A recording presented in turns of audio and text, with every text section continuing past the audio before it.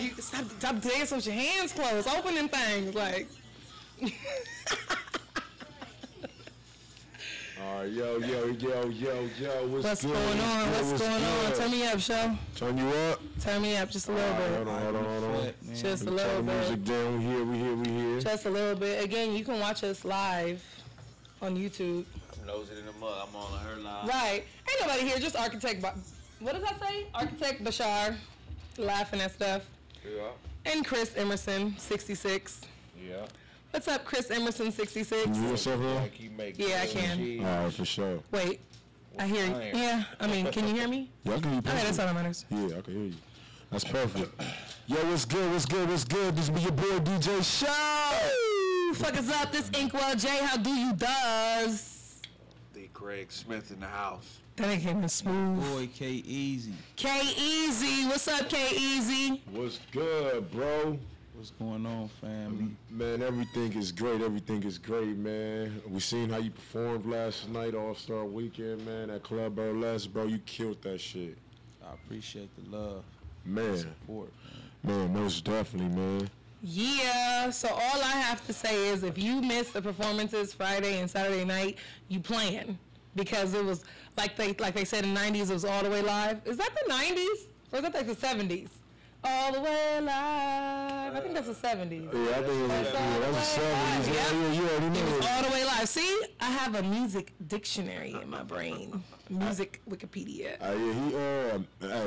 You did your thing. He really did. With that, man. You really came out. Better Days was your single that you came out with. You're going to tell us about that later, but you had the shirt to go with it so that even if people missed the name of the song while you was, announcing it, they saw your shirt or they saw you around the room with it. That's good. That's dope. I thought that was very, very, very artistic of you. Yeah, I appreciate it. It's that was all about dope. The promotion.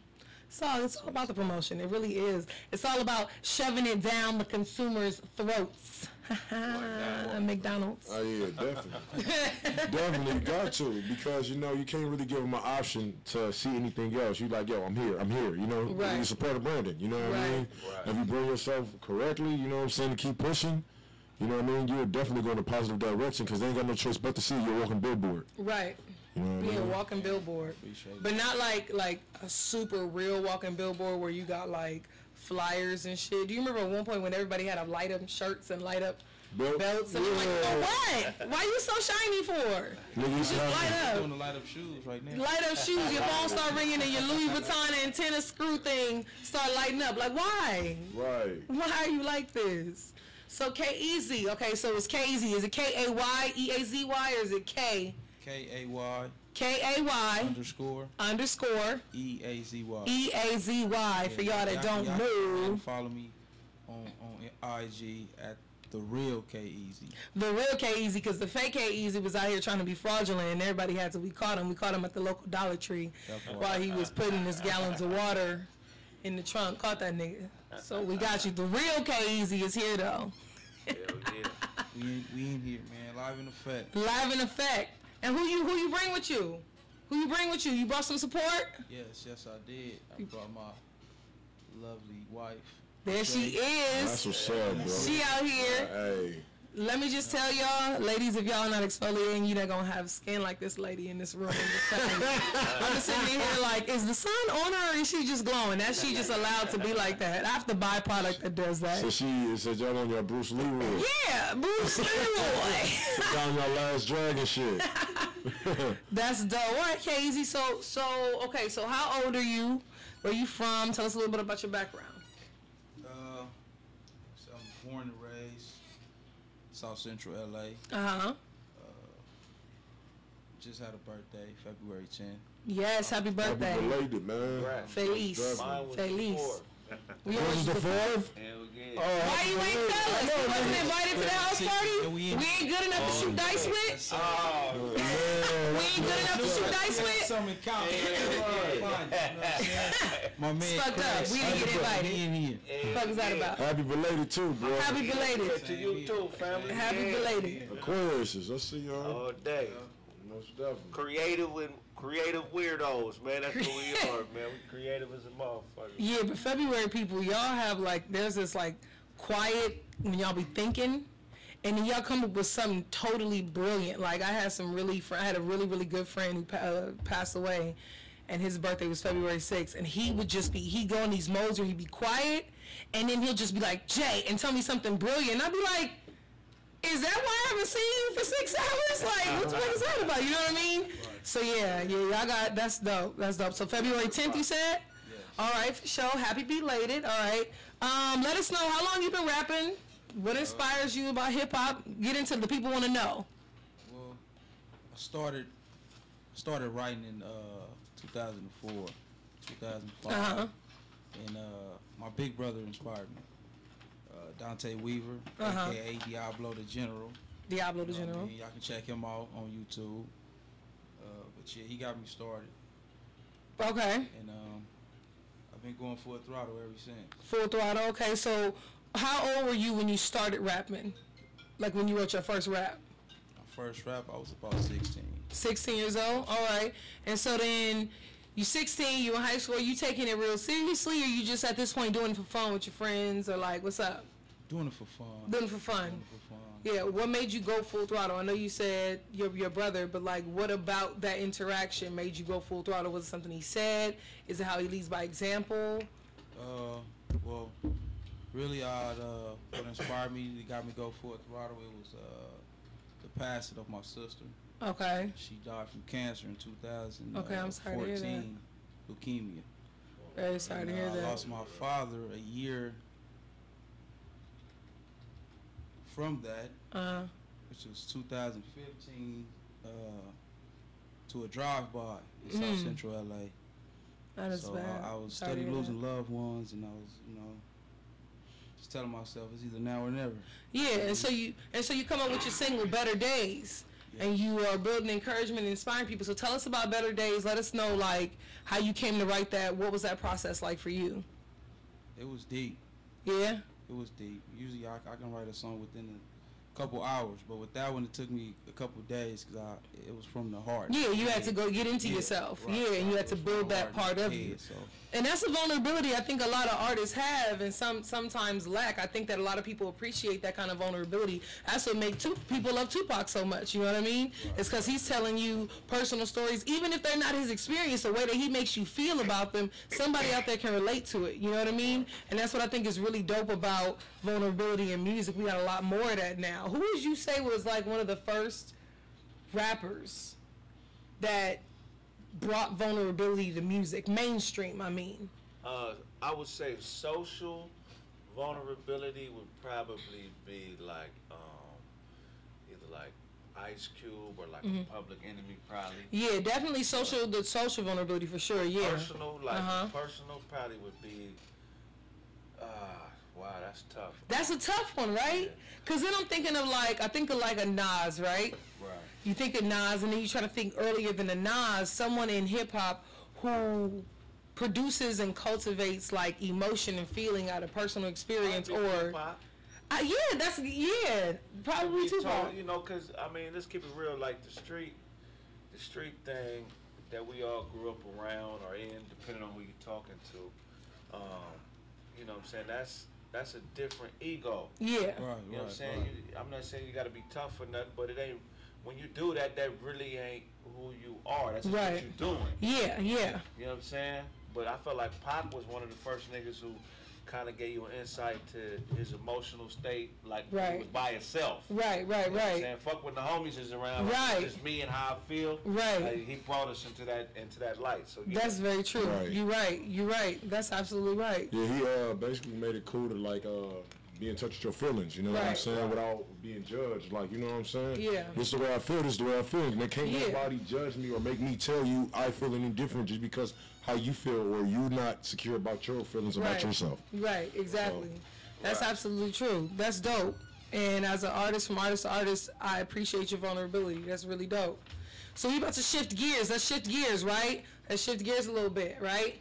We're going to ask you, I'm going to ask you, top 5 rappers, dead or alive. I know that's tough because they got to be dead or alive and it's 5, but top 5 rappers, dead or alive.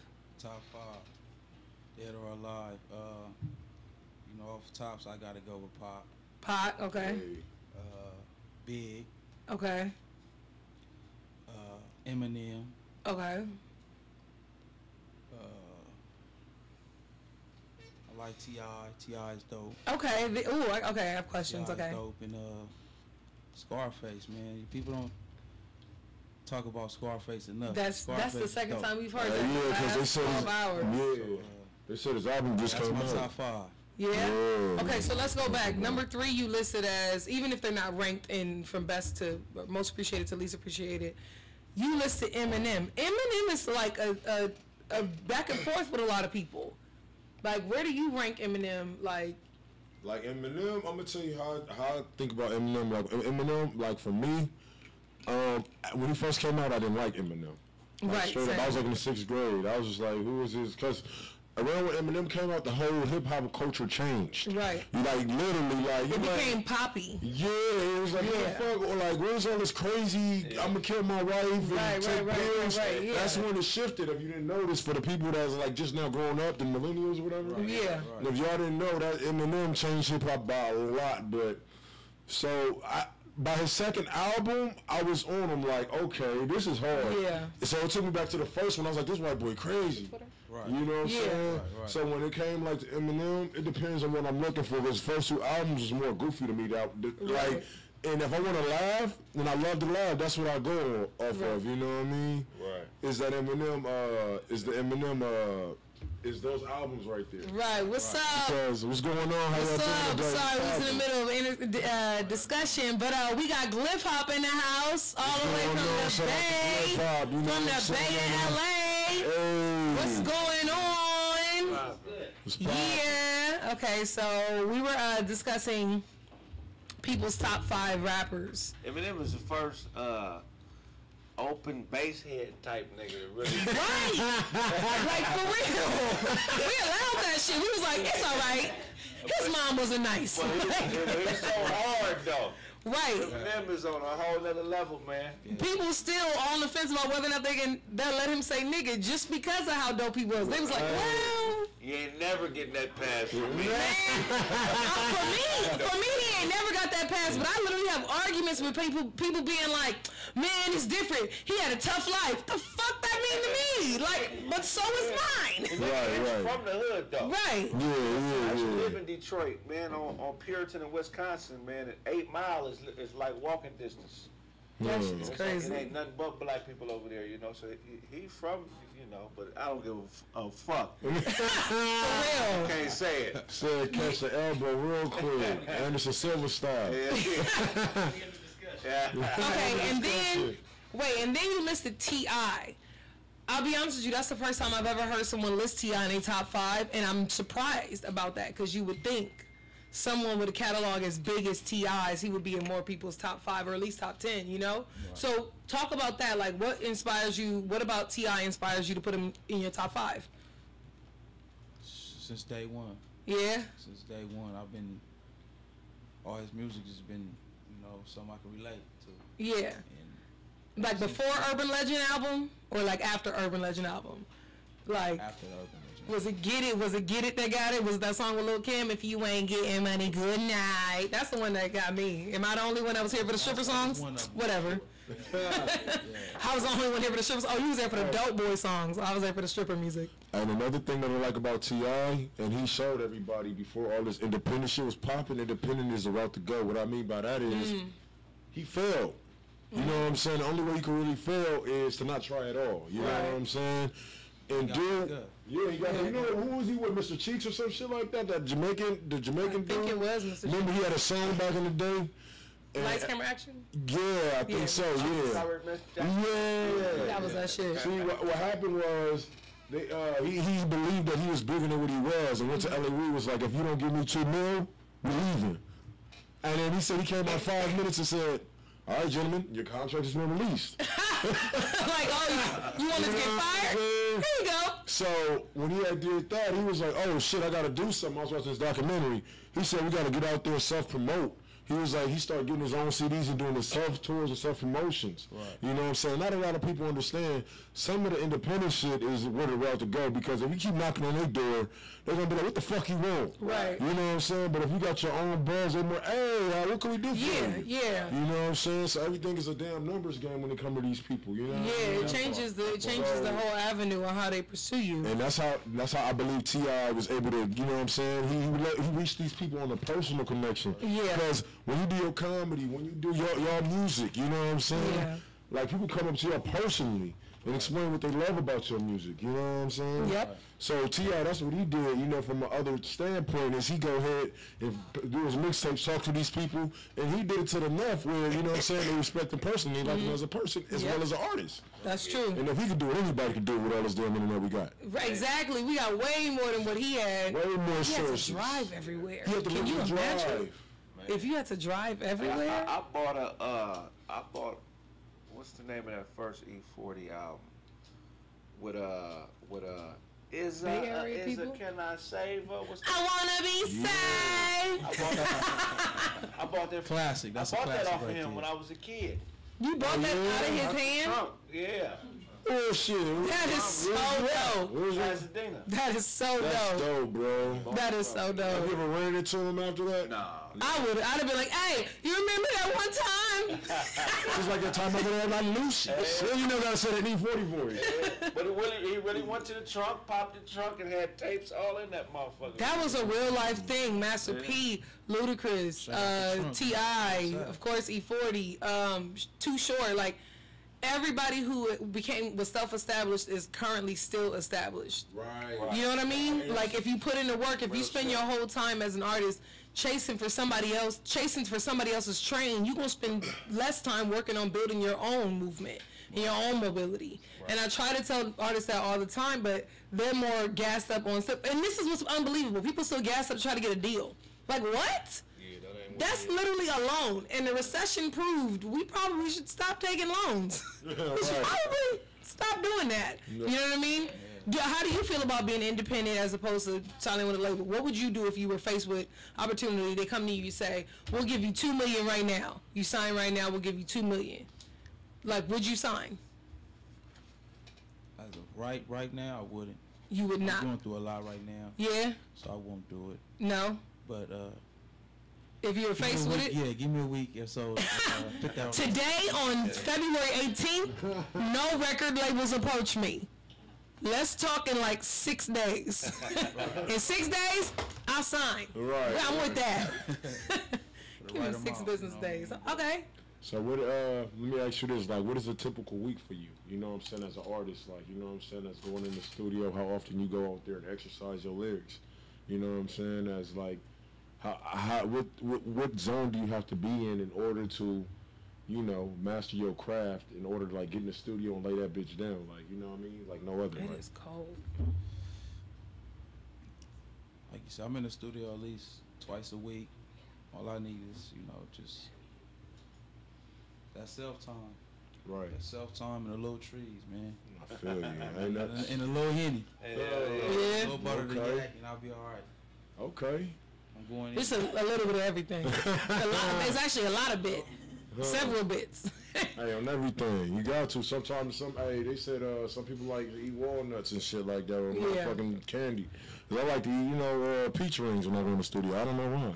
That's true. That is true. Yeah, you know, it's something, it's just, I don't know. It's just the vibe, you know, anxious and shit. I just can't wait to get to the point where I can be like unnecessarily excessive.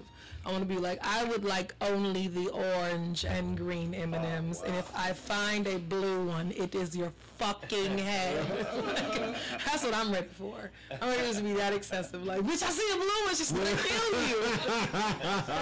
Yeah, they ask, is it better to be loved or feared? Don't care. I don't want to see a blue M&M. That's what I'm trying to be. What does fame look like for you? What does that mean to you? It's a lot come with it. Like you said, you got to be prepared for it. Yeah. You know, it ain't nothing you just want to jump into. You know what I mean? But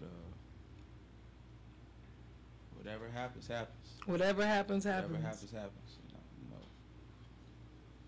I'm gonna ride it till the wheels fall off. There it is. Oh. Ain't no INT. Right.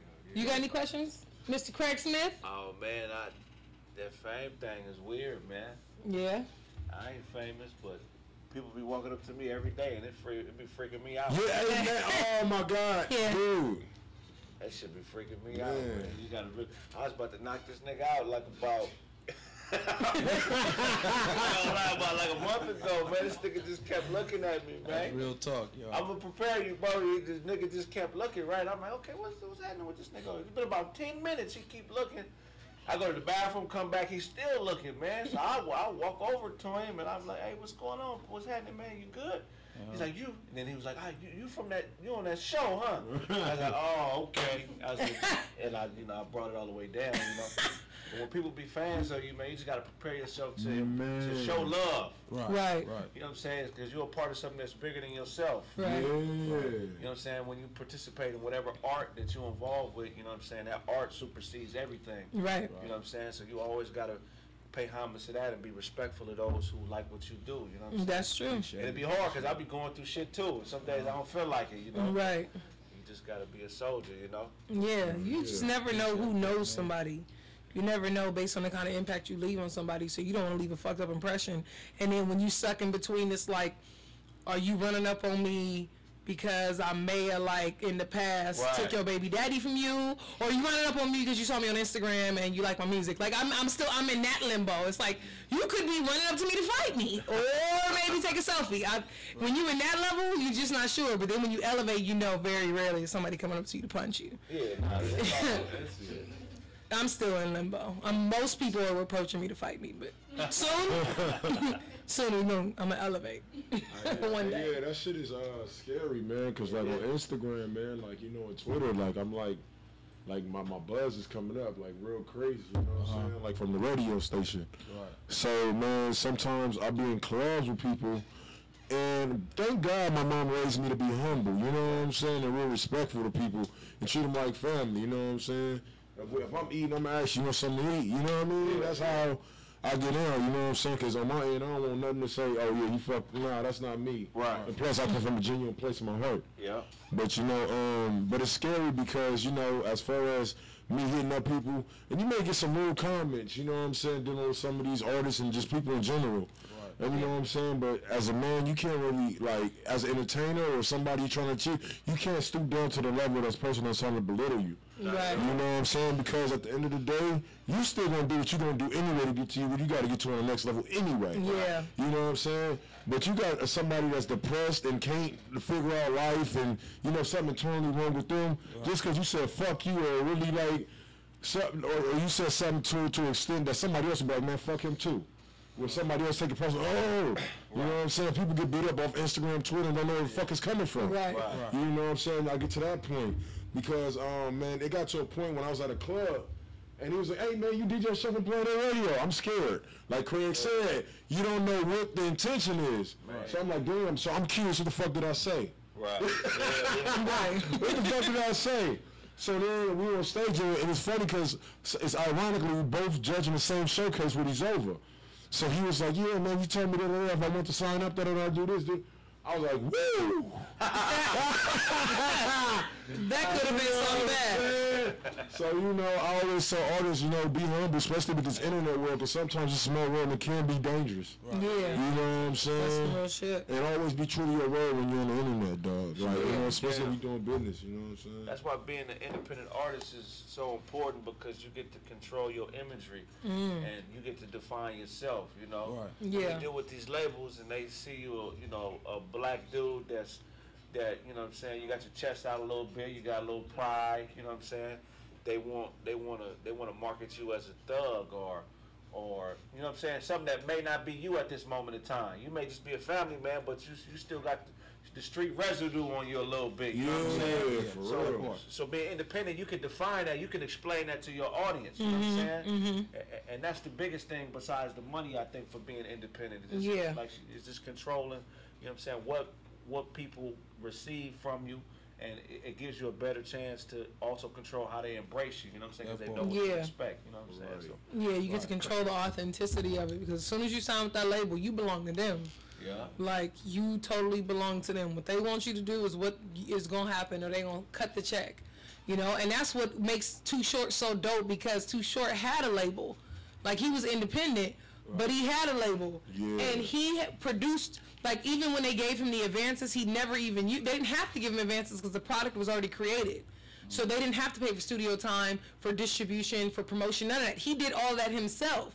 So when they gave him the money, it wasn't even really an advance. Eventually, they just stopped giving it to him. And they told him, your promotion, your self-promotion is doing more than we could do for you. Essentially was like how they presented it to him. They were like, you don't really need us. Yeah. And that's how you want to, I think all artists should be able to control their distribution and their imagery, control the authenticity of your product. Because you're a brand, you're a product. People are supposed to consume you, whether they're consuming you through fashion, whether they're consuming you through art, you know, that they listen to, that they, you know, taste or stuff like that. You are a brand. And so how you get yourself distributed is very important, and you don't want to be untrue to what you putting out, because then it's more work for you. That's how people get burnt out fast. That's where that 27 Club shit come from. You get burnt out trying to be something else for somebody else. For what? Hell yeah. Right. You know what I mean? For what? I still gotta go home at the end of the day and take all this shit off. Right. Like, you know what I mean? You know who's a dope artist for anybody? If you a musician, or even me as a stand-up comedian and writer, anything you do, you familiar with MF Doom? Yeah, The Mask. Yeah, so MF Doom, this nigga has 10 different aliases, Mm-hmm. and all of them have a record deal. You know what I'm saying? That's true. That nigga just having fun with hip hop. He Yep. ain't in no boxes or nothing. He just, you know, he got Danger Doom, MF. He got, just look him up. You know what I'm saying? Yep. You know what I mean? I mean, a lot of people ain't never seen his face because, like she said, he wear Yep. a mask. So a lot of people don't know what he really look like. But what I think about dude is he just having fun with this shit. He ain't really like, he not letting nothing like define him. He just being outside the box at all times and doing what the fuck he want to do. You know what I'm saying? Yep. And I think that's when your artistry starts to you know, shoot through the roof, is when you just say fuck everything and you just do what you want to do. You know what I'm saying? Right. Right. Yeah, hey, and that's exactly what it is, man. Because like I said, controllers, like, you know what I'm saying, is gonna have you stuck in a space that you don't want to be, and it's gonna fuck up your creativity. Right. Because it's like, and then the thing I don't like about like how industry do, it's like you loved everything up until this point to get me here, but you gonna change everything you loved about me. Right. Yeah. You know what I'm saying? So why the fuck you didn't do it yourself? Like, you know what I'm saying? You should have just did it. You know what I think it is? I think it's the same thought process that goes in. You remember you were little and you went to the store to go buy a jar of Play-Doh, and it came in a cylinder, but you still took it out and molded it into something else. Like, you liked it as fucking Play-Doh. Right. Why you just didn't leave the shit in the cylinder? Right. It's like, no, because I want to make what I want to make. Like, you look cool right now, but I want to make you something else. I can make you like different and bigger and better. Or smaller, you know what I mean? Right. And I think that's probably the creepiest part of the industry, is when they take something that could be real, real big, and then they try to like pocket size it. Like, you remember when they came out with the Spice Girls shit, and then they came out with these little tiny Spice Girls dolls? Yeah, That shit was fucking creepy to me. I'm like, there was already the Barbie doll, then they came out with these little ones that was like this big, and I was like, why are we shrinking shit? That just seems weird to me. I don't know, I got an issue with giantism. Anyway, Oh yeah, man. giantism. Yeah, that'd be hard because a record label, it ain't nothing but a store. For real. It's like a 7-Eleven or a McDonald's or something. They just selling a product. Right. And when they see somebody else burgers selling a lot, they gonna try to make a burger just like it. Mm-hmm. But they're not gonna call it the Big Mac. They're gonna call it the Big Sack. Or whatever. You know what I'm saying? What they call it on McDonald's? What is they What call they call the Big Mick? The Big Mick? Yeah. They're McDonald's. We're McDowell's. that's They have the golden arches. What was his? Got the golden arcs. Like, we got him with that copyright infringement real And fast. please believe the people do want originality. Right. They want this shit, man. They do. Fuck with the, you know what I'm saying, you know, what these labels be saying. They want new shit. You know what I'm Yeah. saying? Exactly. Straight up and down, you know. That part right Yeah, there, most Craig. That's why, like you say, man, minds come from the heart, not the head. Hell yeah. You know what I mean? Because it relieves, and it's real. Hell yeah. I'm I've feeling been that. through it. I'm feeling that. All right, so we about to get into K-Eazy's new single that he pushing right now, Better Days. You got anything special you want to say before we put it on for the... We're gonna pray for me. Oh, we doing Pray For Me, not Better Days? Pray for me. Oh, we doing Pray For Me. Y'all forgive me. We doing Pray For Me, and y'all should pray for me. Was that too corny? Whatever, I did it. I committed to it. I'm going to commit. We're going into K-Eazy's Pray For Me. Anything you want to say about this one? Because we talked about Better Days. You want to say anything before we put that on? Nah, we good. Nah, he like, nah, it speaks for itself. I'm saying, pray for me. We did talk about Better Days. We talked about Better Days. Ooh, okay. That's one of Better Days. We're going to say, you know what? We're going to say Pray For Me. You want to say Pray For Me? We're going to say Pray For Me. Okay, cool. Okay, yeah. See? That was the Better one Days, we do rocking the Better Days. Well, y'all look out for that Better Days video coming out sometime this week on YouTube. Yeah, I'm going to be in the video. I play the cashier in Scene 2. So look out for me. Like, what scene is that? This is a music video. We're not counting them. We're not counting them. Hell yeah. You got that, DJ Show? Yeah, we already got it. So look, man, it's K-Eazy with Better Days. For sure. It's DJ Show, Planet Radio. Featuring my baby mama, Shay. Oh, look at that, man. Look at that. That's beautiful. Man, all right, That's man. beautiful. That's beautiful. Hey, that's beautiful, man. I love that. Man, this guy's a real charmer. He's real He's charmer. a real charmer, man. All right, man. I got it for you, DJ Show. Hey, man. One You in gotta be. Hey, You gotta right, be. Man. Hey. All right, we're going in with Better Days, man. This is a better day, man. You know, making everybody smile in this motherfucker, man. Let's do it. Let's do it. Yeah. K-Eazy.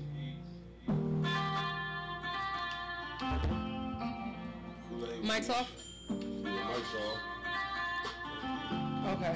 Now y'all can stop freezing me out. Hell yeah, man. I like this shit. Cool, solid. I like it, man. Like it? Alright, for sure, man. Hell yeah. Glad you like it.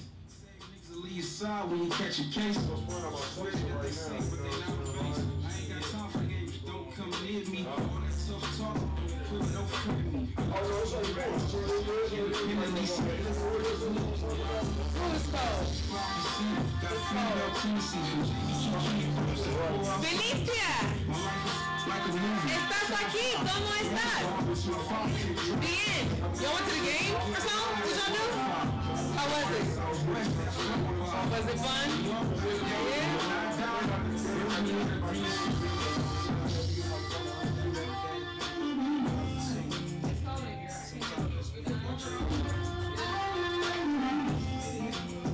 what's going on, man?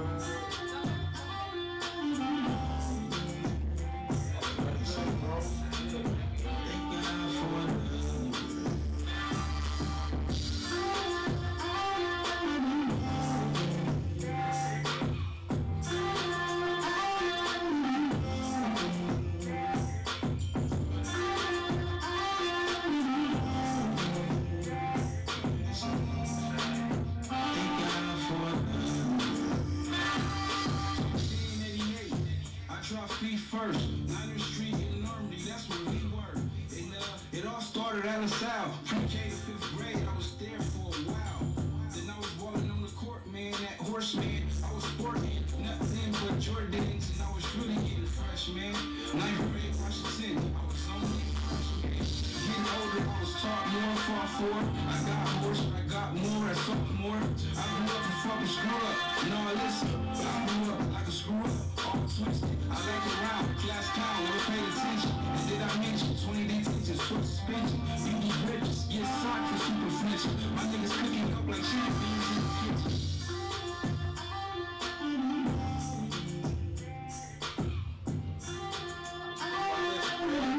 Hey, that shit go. Hell yeah. Production cool too. Yeah. Hell yeah. Let's get a play too for the go. Yeah, hell yeah. Together. Yeah, we gonna build for sure. Yeah. What's the name of the album? That's coming out called Smile Now Cry Later. Okay, yeah. Okay, hell yeah. Make sure you see the copy. Yeah, I'm gonna need that.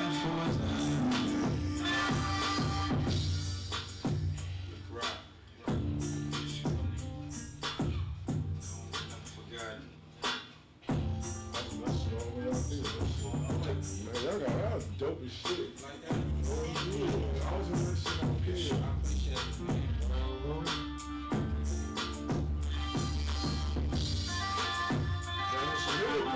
gonna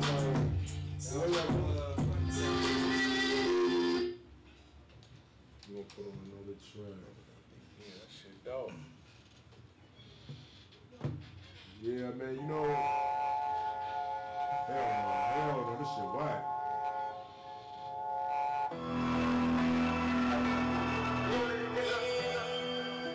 Not the song I was talking about, the song I was talking about was fucking, how that shit was freezing and shit. Shit was whack as fuck. I be hating that like the computer. Remember how the battery was fucking up? Yeah. But yeah, what I try to, what I be doing for the artists, like the indie artists, bro, you can be doing for the comedians. You said what? I said the shit I be doing for the indie artists, Yeah. You be doing that shit for the indie comedians, nigga. Yeah, hell yeah. You know what I mean? And just use this as a platform and, you know, bring it. Yeah. You know what I mean? Because they don't have, y'all don't have nothing like that. Right.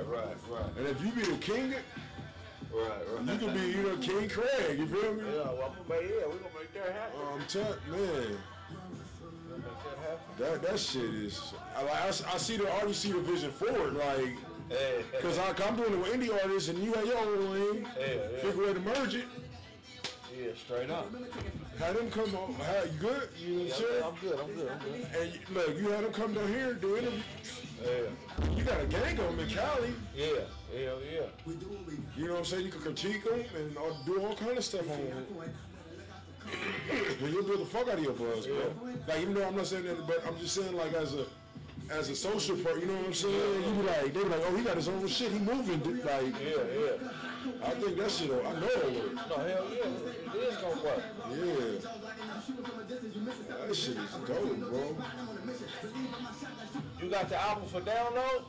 Cause I ain't got no CD player or nothing in my car. No. YouTube. Yeah. Everything on YouTube this week. Alright. Yeah, man. Hell yeah. He getting. SoundCloud. Yeah. SoundCloud. Yeah. Yeah. He about to do that. Cars too, John. That's what I need. Cars? Yeah. Business cards? I think my girl might. My girl might.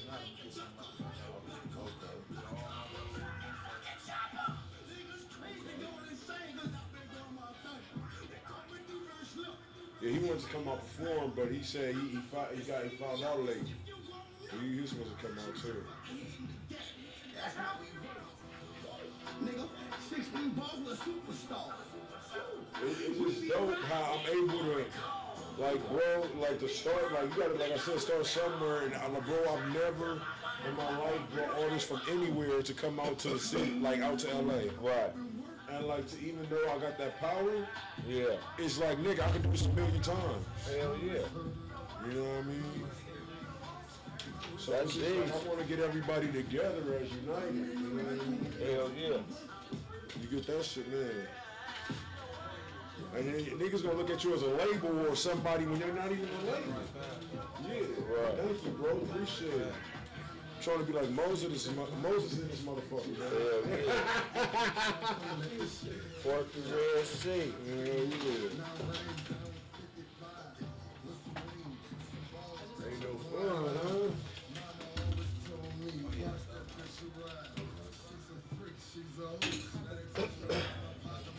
I thought I turned this AC off.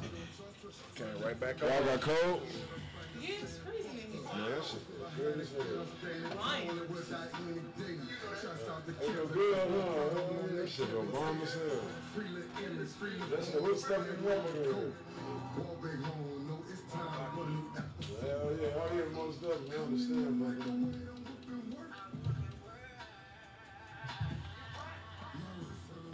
Oh, this is what I was gonna tell you. What's up, baby?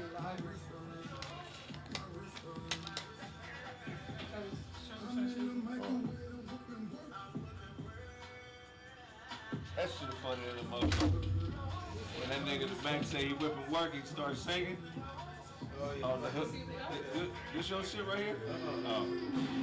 Oh, the song from the guard, never mind. Oh.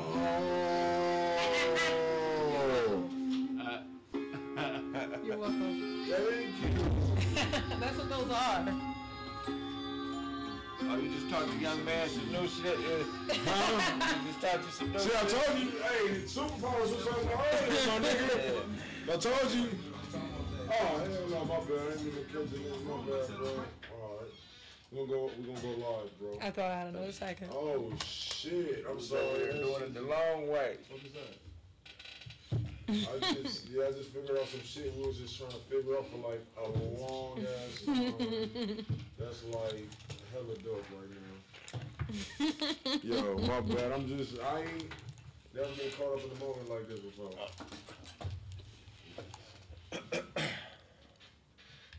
Yo, what's good? This be your boy DJ Shaw. I do you does. It's your girl Inkwell J. What's poppin'? Big Kraig Smith. Your boy K-Easy. We got some more guests in the house. We're about to have them come up next, you know what I'm saying?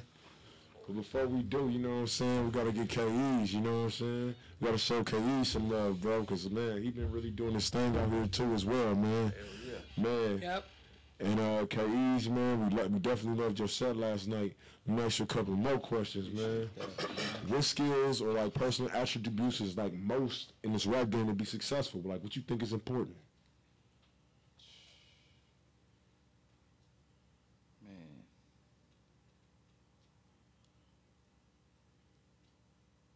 Like, what do you think it takes to make it? Hard work and dedication. You know what I mean? It's easy to give up in this game. You know what I'm saying? Because as a point of time, I did it. You know what I mean? I was writing 04, 05 and just fell off. Yeah. I mean, Yeah, because you got to be your own momentum. You got to be your own right. inspiration sometimes. Right. I see you. Right. but I feel if I would have been going in at 16, 17, I probably would have, been at the top of, of the world right now. But you know what? Everything in this time, Right. everything happens at the time it needs to, because if it would have happened at that time, you probably wouldn't have appreciated it the same way. Right. You know? So as long as we remember that, then we'll always feel like we're always in the right place at the right time. Yeah. You know, it's no sense in holding on to the past. There's really nothing you can do about it. Exactly. And the future, you can't even control it either. As long as you stay in every moment working your hardest and doing your best, it has at least that somewhere. Right. That's how momentum works. That's So yeah, I hear you.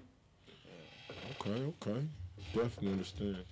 So let me ask you another question, you know what I mean? So, like, what typical mistakes people make when they try to pursue this career, you know, like as a rapper? Like, what mistakes have you run into, like, it's like, damn, like, that you learned from, that maybe you could tell, like, other listeners, other independent artists, like, hey, don't do the same shit, go this way. You know what I mean? Because we all run into them, but, like, some people don't learn from them, they still do the same shit. Right. You know what I mean? But the smart ones is like, okay, I know what to do next time. Yeah, like you say, they say birds of a feather flock together. So, Right. You know what I mean? You want to surround yourself with people that's doing something. You know what I mean? Right. That got a positive head on their shoulders. That's for You know real what I though. mean? Definitely. There's a lot of haters out there. Man. Everybody, you know what I mean? So, A lot of people's gonna tell you can't do it. You know what I mean? Yep. So, but I don't listen to those. Yep. Jay-Z said, no, you can't do it. Don't tell me I can't do it. Right. You can't do it. right. That's one of my favorite quotes. Hell yeah, man. That's positive advice. No, man, I love that shit because you know what? I use those same negative comments as fuel. Nigga, tongue-tied nigga over there sounding like the gospel gangsters, nigga. That nigga over there sounding Good one, man. I was hard with that first one. yeah. It's on over here, but it's all right. We're gonna keep it going. Oh yeah, man, it's Saying, definitely. Easy, we in here. Hell yeah, man. Smith, man, my dude, he's in here. Yeah. For sure, man. K-Ease, we're about to get in your last song right now. Pray for me, man. And we're about to go to the next artist, man. So let us know let them know what your social media is, your Instagram, your Twitter, Facebook, Snapchat, Friendster, Black Planet, mixedpeople.com, all those. Well, I already got all those, but you can Anymore. find me on Instagram at the real K-Easy, and YouTube at K-Easy, SoundCloud K-Easy 88. And yeah, that's about it for now. And that's K-A-Y. K-A-Y. E-A. Is it Z? K-A-Y underscore. K-A-Y underscore. E-A-Z-Y. E-A-Z-Y.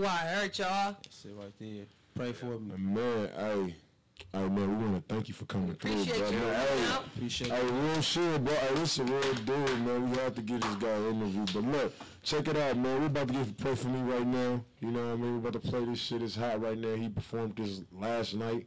Last night. Check it out. Pray for me. Planet A Radio. Shout. Okay, easy. We in here.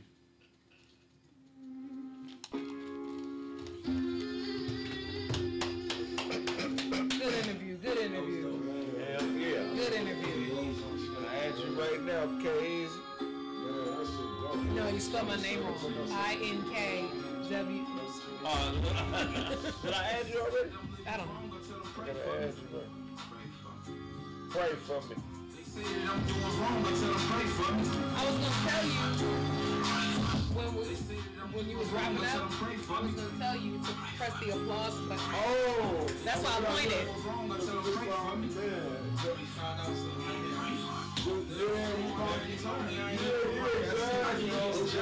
I gotta let it slide.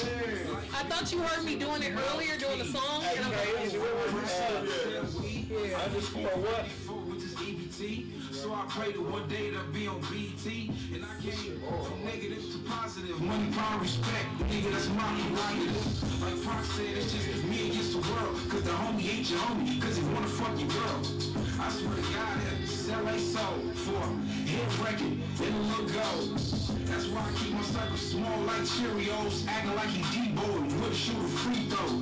When I need to get the poppin', that's a free code. Like a hole in the pool, just watch him leave slow. They say that I'm living wrong, I tell them pray for me. Pray for me. Pray for me. They tell me I'm doing wrong, I tell them pray for me. Pray for me. Pray for me. They say that I'm living wrong, I tell them pray for me. That's what you did, right? Yeah. That's the most important thing right now, boy. Yeah, hell yeah. oh yeah, we should actually do that.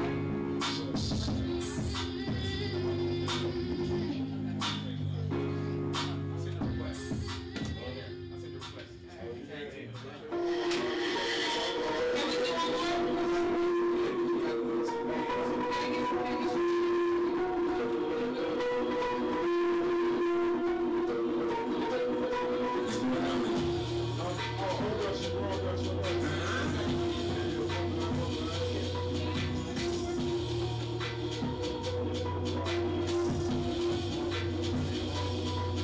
Loyalty must consist. I'm tired of this, can't resist. I hustle hard and insist. Couple shots hit or miss. Do what you gotta take risks.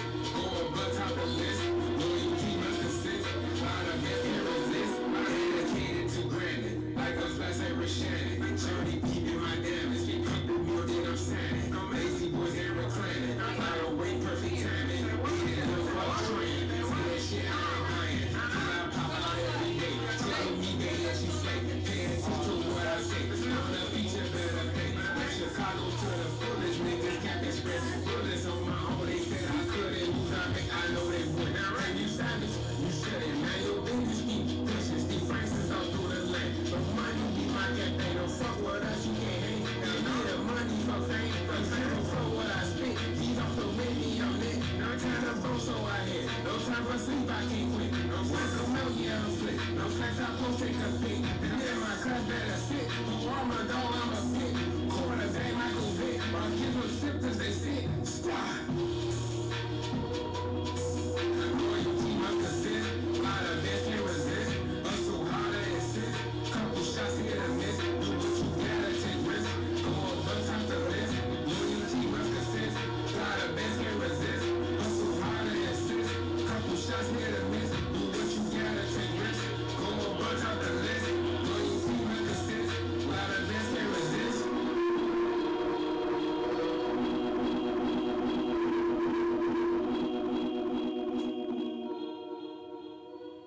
Planet A Radio, y'all hot. I'm loving it.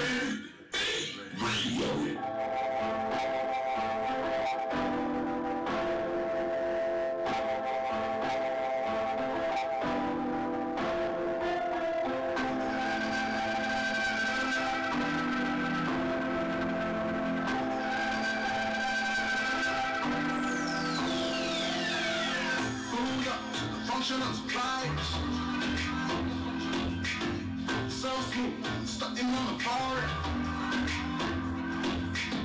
Step got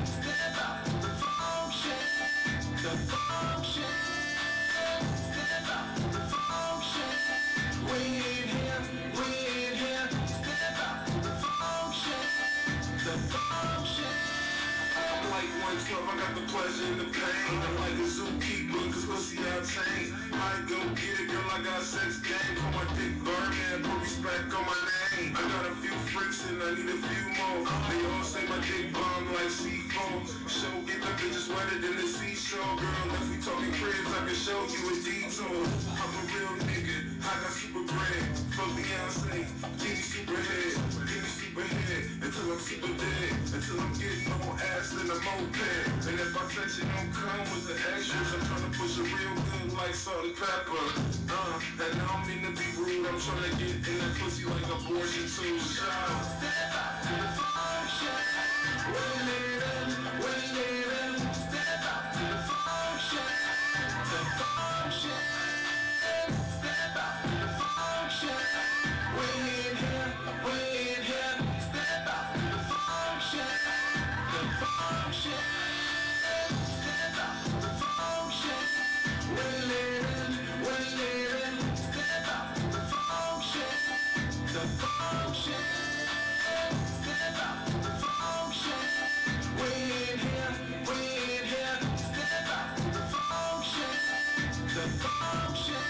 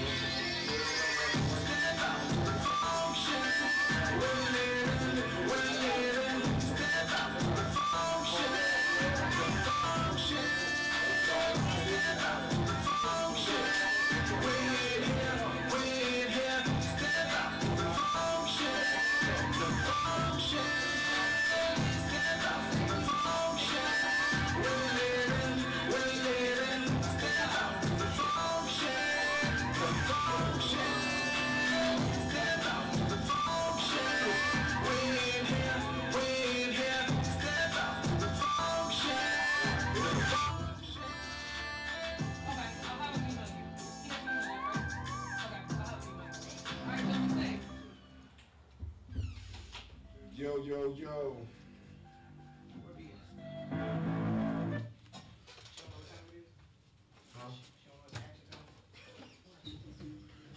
Yo, what's good? Y'all good? What's going on, Planet A Radio listeners? All right, so I got a question for the Kraig Smith and the Real DJ Show. What's going on? All right. If you had to choose between your mama's favorite dish that she makes or having, and like you have to choose, either she makes your favorite dish from Thanksgiving anytime you ask, or you have access to your favorite restaurant whenever you want, but you can't have both. Going for your mama favorite dish? Yeah, my mama all day. Yeah, because, with the chicken, and, like, they don't make it like, you know what I mean? He looks so disgusted. He looks so disgusted. You know what I mean? You gonna shoot it down? I got to. I'm sorry, man. I helped you discover that. How you doing? It sounds amazing, though, right? Don't it sound better than, like, you know what I mean? Wait, let's listen to what else you got? All right, that's what. Wake y'all asses up. Okay, let's get the sound effects. That's funny. What else you got? Give me two more. Give me two more? All right, we're going to give you two more. Okay. Nah. Yeah, you're welcome. Okay. What is that? Applause or rain? Oh, damn, at a certain point, it's no longer applause. That's a rain sound. For real. That shit is great. Kraig Smith, top 5 favorite rappers. Oh, that's too hard. Wow. That's a hard one. You know what I'm saying? I believe that. Depending on what we talking about. Mine will be different. I got Ice Cube. That's a good one. I got Tupac. I got Common Sense. I got Yeah, that's a hard one, man. I know. Mine always changes. You know, yeah, mine's it's her Jay-Z. Mm-hmm. And then, shoot, E40. Damn, that's hard. Yeah, it's too hard. I think that's too hard. Yeah, it's impossible to have. Yeah, I think that's such a narrow like space to put people in, as far as like your favorite rappers. Yeah. But I love people attempting the challenge because people always shift Jay-Z in and out of their top 5. Yeah. People always forget to say Nas. People never say, like, there are certain rappers like Left Eye. People never mention how dope Left Eye is. Like Left Eye was like, Left Eye was like so eclectic and just like unafraid to. Yeah, she was like unafraid to switch up her flow. You know what I mean? My lonely eyes. Oh, that was she said. Oh, I'm going to chase a water. Yeah, she had pocket game. Yeah, she was real dope. I'm trying to think probably who. I think one of my favorite rappers is Mos Def for sure. Super dope. Mos Def's verse on a Hurricane, the Hurricane song with it's Common Sense, Black Thought, Jean Grey. Right. And he does a whole verse personifying time. Like, oh, y'all gotta hear it. That shit is just so dope. It's one of my favorite. You heard it? It's one of my favorite verses. What's that? Gotta scoot over. I gotta scoot over? Yeah. This way? Yep. Yeah, the dope MC conversation is so difficult, you know what I'm saying? Because there's so much stuff that comes into play, you know, what machine is behind you. True. And, you know what I'm saying? So it's certain niggas that are way better rappers than the dudes on everybody's top 5 list, you know? True. But the production may not have been ill, or, you know, I could name some cats that, you know, like, I'm a big Planet Asia fan. Yeah. I'm a big, it's a local LA cat named Micah 9. Mm-hmm. I've heard of Micah 9. AC Alone. You know what I'm saying? Raz Cash. Ooh. You know, I just looked at that video. I mean, it's just a lot of dudes, you know what I'm saying? Right. I think they should change the conversation up a little bit. It should be like, okay. Based on. Okay, what rapper had the best production on his album? Okay. Right. Or what rapper is actually the best MC? Right. Yeah. You know what I'm saying? Or what's rapper was the best from like a performance standpoint? Like for instance, like a Busta Rhymes. Busta Rhymes is dope from a performance aspect on the track and in person. Right. You know what I'm saying? But from the MC perspective, you really don't be talking about nothing. He's just a dope ass artist. Yeah. Right. You know what I'm saying? But I could never compare him to a Tupac. Yeah. It's Right. two different. They're two totally different types of hip hop. I definitely understand that because I feel the same way about Jim Jones. Right. I don't think he's the dopest rapper ever, but I think he has the dopest ad libs ever. Right. Yeah. Like, you know, Jim Jones will make a whole song out of an ad lib, yo. Like, and like for me when I rap, I use that. Like I'm like Kirby, you know what I'm saying? I take my favorite rappers and use some of their attributes and make my own gumbo pot, you know what I mean? That's funny, Kirby. Jim Jones would say a whole sentence in the ad lib. Man, I'm like, talk this money. My mama, I love you. Tell my kids I said what's up. Them niggas ain't really want it like that when they came up there on the street and did that shit. I was in Miami, we was on Collins, and nigga there be selling the powers. Right. We was stuck in the parking lot of the Holiday Inn. My car wouldn't start that nigga. And you jumped it. And he talk like he just woke up, you know what I'm saying? Thanks for the jumping cables, like, yeah. He had a random ass album. Yeah, he was like, I shouted you out in the song. Like, I didn't hear you in the bars. Nah, listen to the ad I shouted you out in the ad lib. Shout out to my barber, like, oh, I heard it. Nah, so that's what, like, for me, man, it's like when you got the best of both worlds, man, like, like for me, you know what I'm saying, I feel like Jim Jones is not the way I rap, but his ad libs, I was like, bro, I'm gonna need that from you. Yeah. You know what I'm saying? That's the thing. I'm a broad ass, so I just use it with my own, like when I exaggerate, or like sometimes I'll be like, you know, just doing my little Jim, I call it my Jeezys. Yeah. You know, Jeezy was like, yeah. So I call it, I'll be like, man, you want me to do my Jeezys? All right. You know what I'm I'm trying to saying? get my headphones to work. Oh, you It's just good? like not. I feel like Arthur. Yeah. The little dog. He kept trying to get. What was Arthur? He was an anteater, wasn't he? Or armadillo? What the fuck was was Arthur? I thought it was an ant. No, he wasn't an anteater. He was something that he didn't look like. Yeah. Whatever they said he was, he didn't look like that. Right. Then they got a hamster. They be doing abusive pictures with that nigga on the line. That should be hilarious. That shit is hilarious. Arthur's Arthur's the best your back. I was like, yo, I was like, how they make shit so innocent before fucking evilize me? Because the internet is evil. We gonna bring up another artist, man, all the way from the Bay, man. All the way from the Bay. All the Bay way to from LA. the Bay. Why not? Huh? Oh, excuse the fuck out of us. Shit. Clear all that up real quick. Hey, the Bay in Oakland? Nah. Oakland is its own republic. Oh, well, excuse us. Shit. Now, every time I heard it too short, you know what I'm saying? It was just. They are from the island of Oakland. I didn't know, man. I'm glad. I'm glad because when I go to your city, I don't want to get jumped by niggas won't get me a plane. Nah, they wouldn't get jumped nowadays. They gentrify so damn bad everywhere. Gentrification in Oakland is the fucking worst. Man, you know what I mean? It hurts a lot of it.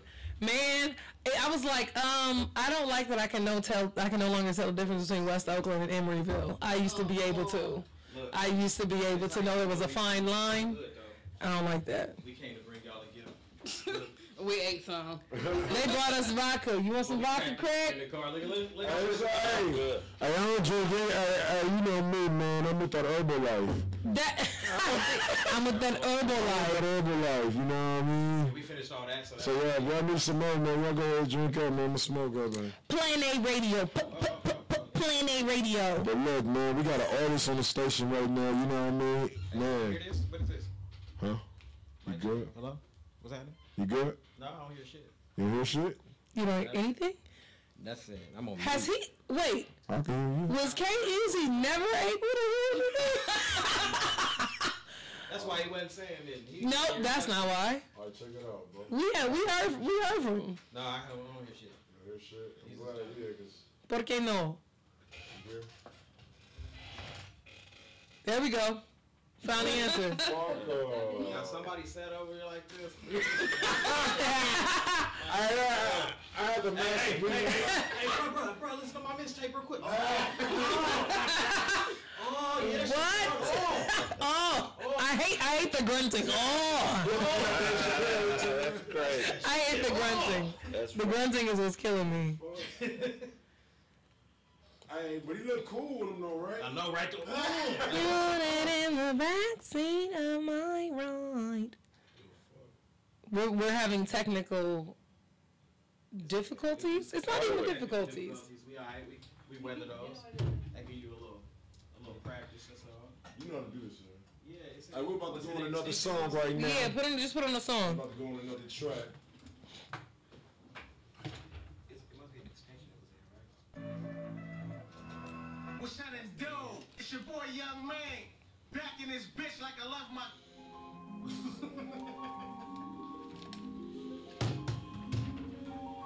Somebody else got to work this one. Was it in an extension? Where it I was think it might have been this. Hold on, let me see where it is. What's up? See what headphones travel into. I could fake it real good though. I'd be like, hey. You should be on it. No. Plug him in. Well, we're trying to see which one is cool to unplug. Plug them in. His shouldn't have.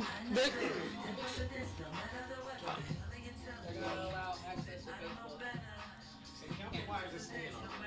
Hey, so this the shit that be going on the radio every now. Real stuff right Yeah, here. you know you got the, a lot of people, you know, they got cameramen and all that.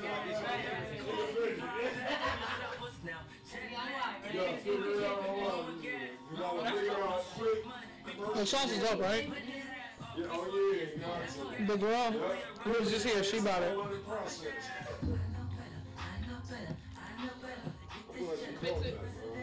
I remember now.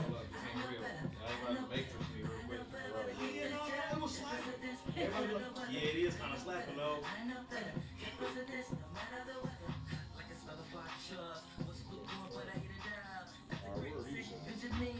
I'll tell you about the work with the can't taste.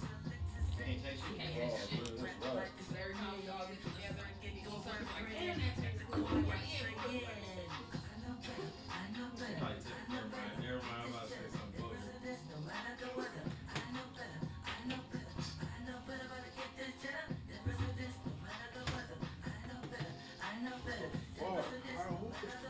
Rock 'em. To a growing chest hair. I know better like I'm the next there. Contract on the way next day air. From a different planet, breath the fresh air. Bugs never felt the truth of that. Eminem, black bat, 8 mouths, get that. Got killer balls. Hit the electric chair. Full grown beers, I'm still there, baby. Yeah, that's what it is right there. Yup, that's exactly what it is. I believe that's what it's at. head on a swivel. Staying focused on things get trivial. No poetry, only the sequel. If I make it, that'd be illegal. No We in there. the sequel. If I made it, Big Yashay. That's why we got you. I'm just mad that I didn't know that the first artist was. Yeah, for real. You're really not. I'll fight you. All right.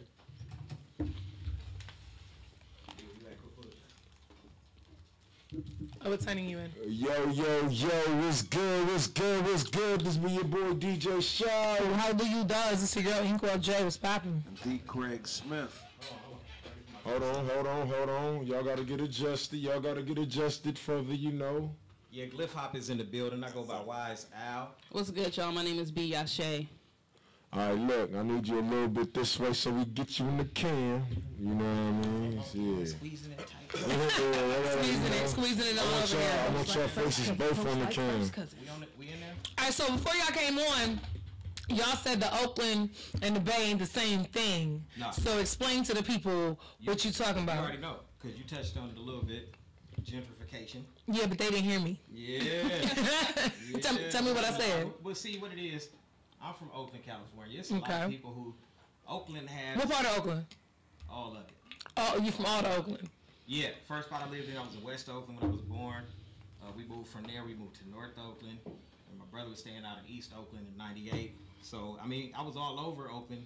My grandmama stayed on 100 in Plymouth. Oakland has its own unique flavor. And what it is you would have a lot of people who just wanted to be so close to it. Mm-hmm. You know what I'm saying?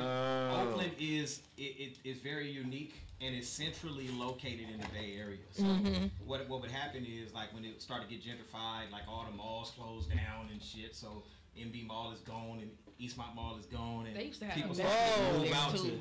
to so people get moved out to all other parts of the Bay Area. And so what it is Oakland is right in the middle. So y'all know what it is. Once they move us out, they move right in. Right. And they'd be like, you know what I'm saying? And Becky is riding, walking her labradoodle, you know what I'm saying? A labradoodle. She walking her hybrid. Jogging in the morning, and you know, once they cleaned us all out, like Oakland, you know what I'm saying? You know how they do it. It's the same pattern of behavior all around the hood, but Oakland is unique, man. Oakland is specific.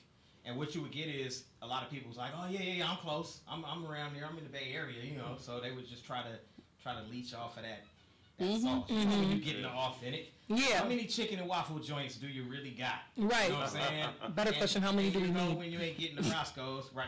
How many do you need? How many do we need? Question. That's a the good question I just want to know. That's a good one. But you know, it's not. Yeah, it's like it's the McDowell's. It is real different. It's some shit that people like to claim too. Sometimes you go to your shows and motherfuckers be like, you know, I'm from Oakland too. And I just look at them like, yeah, And you from can tell Oakland? I'm not, and they try to claim it. No, People love doing that. They love being like, I'm from LA. No, you're not. You from Riverside. Stop it. Right. He was like, come to put your punk ass move to Riverside. Exactly. Like Wayne Brady, right? Riverside, motherfucker. That's what I'm saying. You get the, My bad, nigga. I just trying to be on point with that flex, nigga. nigga, y'all just started to touch that button. Nigga, the monster. You showed him. You're welcome. You're welcome. Nigga know where all the buttons is. Listen. Nigga know where all the buttons is. Every woman gets to the point where she knows she done fucked up. She done showed a nigga where the button was. You know what? And to be totally honest, sometimes it's okay to let a nigga know where the button is. But sometimes niggas don't know where buttons are. But some niggas don't know where to leave it alone. You gotta be like, you can't touch No, you can't touch the button. Touch the button. Touch the button. Everybody touch the We've button. been waiting to get here. We've been waiting to get Waiting to come to Plan A Radio? Welcome, Plan A Radio. My first interview, it was remote, so we did it over the phone. Yeah. Like, man, I'm coming down there. I'm coming down. Hey, look at that. Bring somebody with me. I'm coming for real. Yeah. And it was dope, man. It was like this genuine feeling like, man, we dealing with some real people, because it's rough out there, man. The internet, you got fake people everywhere. Yeah. Fake Man. people. I mean, like, you know what I'm saying? And then it's just like it's either people gonna tear you down, or they tear down real shit and then they tear down fake shit. Like that's just behavior. Like, you know what I'm saying? They tore down that what that lady say? What's Which lady? The big yellow taxi chick. Is that Joni? Big yellow taxi. Yeah, they what they say? She cut down the forest and put up a parking lot. What's that shit? Oh, put up a parking lot. Yes. That song. That's real shit. She dropping. I know that song. But that's what they do. They tear down real shit and they put up the fake shit right next to it. You know what I'm saying? Like they was clowning. They'd be clowning Serena Williams. Serena Williams getting dragged. Oh, she all muscular. It was bad because she was beating them chicks' ass. Yeah. Thoroughly whooping their ass and couldn't nobody compete with her. Why she can't just be great? Right. But she's muscular. She's man. First of all, Serena's gorgeous. She's manly. And then next thing you know, Bruce Jenner is Woman of the Year in the fucking magazine and shit. Like, we live in bizarro world. But it's a lot about consumption. It's all about what people want to consume. It's the reason why burgers at McDonald's are 17 burgers for 26 cents, and in the salad you got to take out a loan to buy lettuce. Like it's why it's supply and demand. It's like a supply and demand. Yeah. It's not, what's that movie that they did something like that? They didn't have no more trees no more. All the little plastic trees. They want something that they can reproduce. Yeah. And then mass distribute. Oh, iRobot? Yeah. That's what you talking about. No, I don't remember what it was. Hey, iRobot is one of the best films. I don't care what nobody say. iRobot is one of the best films. Will Smith is that. Anyway, moving forward. And by the way, follow Will Smith on Instagram. I know that I don't get paid to say that, but follow Will Smith on Instagram. He has the most brilliant Instagram. Like, he is taking social media game by storm by being he's literally a walking dad joke. Yeah. Like, he's just a walking dad joke. Everything. He redid Jaden Smith's Icon video. Pause, because I know that Will Smith is already a pause, but here's a sidebar to the sidebar. Jaden Smith's album? Fire. Am I the only... You've heard it. Yeah, he can spit. Jaden Smith's album is nuclear. That album is so phenomenal. Like, as far as what my expectations were. Not to say that I ever thought he was whack, because I never thought Jaden Smith was whack. I've been listening to him since he first started rapping. But that album... When he was rapping on the... That was him and Justin Bieber. Yeah, I remember that. Bigger than me, stronger than me. Pause. That was the Karate Kid, no doubt. I'm gonna just point. He killed that. Okay, he killed that song with Justin Bieber. No way, you exceeded your sidebar limit. You was like sidebar to the sidebar. But you sidebarred my sidebar. So back to the second sidebar, follow Will Smith, and back to the first sidebar. Yes, it's all about consumption, supply and demand. Okay, so what do you want the consumers to consume about you? So tell us about where you came from. You don't want to be. You don't want to be consumed. We don't want to be consumed. You ain't so, gonna eat us up. You ain't gonna internalize us and shit us out. None of that. Okay, hold on. You got my definition of consumption misconstrued. I say consumption in the sense that you have a product, you have a brand, and with your product and with your brand, how are you planning to distribute this? Your plan, no one else's plan. We're gonna put it out there to the world, but it's not going to be your general consumption. We are not going to package anything so that they can put it on Walmart shelves and mass produce it. You know, had little sweatshop kids like reproducing Glyph Hop and Little Wise Owls and let me get the figurine. We're not going to be that. Told you how I feel about shrunken things. Right? You can't shrink me and wrap me up in plastic and put us out there. And you know, it's just we do this because we love it. That's what has to come back in hip hop. That's missing. Bitch, you know I do this. That was the Kendrick Lamar song. And then when you see somebody genuinely enjoying themselves, right, you can't help but be drawn into that. So when you see somebody give a performance and you can just tell they just enjoying themselves on stage. Right. So that's why I got my sister here for, though. Biashe is here to help me enjoy it because I'm hella serious, like all the time. I believe that. Shit. What? Calms me down, though. Swear. Like the other day, y'all don't know nothing about this. One day, I was performing, they had technical difficulties in my mind. So they had the volume real low. So the DJ had my volume low. And at first I was going through it, but I'm like, nah, man, this is not doing justice to my track. In my mind, I had how I would grab a hold of this stripper pole and swing around and ninja kick the DJ in the head. Yeah, okay, all right, okay. No. But she took a different approach. So she helped, because she came and she busted out a little comedy routine, and she brought levity to the situation to calm it down, and it relaxed me. You know what I'm saying? Like, it's a family thing. Because I'm hella serious. Like I don't play. Like, and I think that comes from just having, like, being. I got you. being deprived of this. You know what I'm saying? Like, you had your music taken away. My studio flooded. Shit was shut down. Like, we had no fucking music. Talk about that. You said your studio got flooded. What happened? Man, first, I don't know. And my dog, Short, from the town, that's my OG right there. He moved into the building. I was like, this is a bad look. I don't know. I ain't getting a good vibe or some shit. And then a couple months later, we had a flood.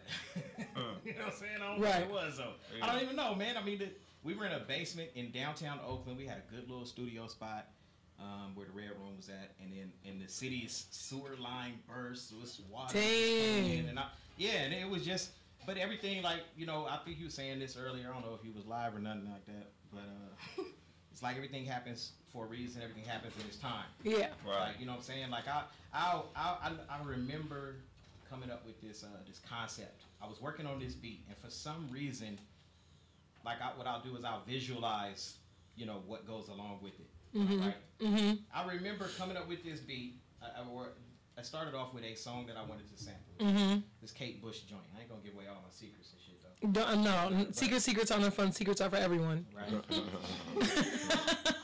So look, but when I heard it, this is what I pictured. I pictured me going into the booth, young cat just about to go rap, and then you'll see like a time lapse, and the sun will go like, y'all remember that movie Time Machine?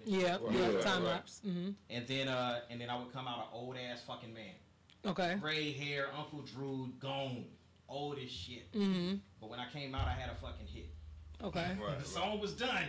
Came out the studio, the song was done, and it was a hit. And this was a long time ago. This is before I had all the setbacks that kind of, you know, slowed the process out and everything for me. So I just knew it's like, man, it's worth it for me. The wait, the delay, like it took 10 years to get this chick in the booth. And then she got in there. The fire that came out.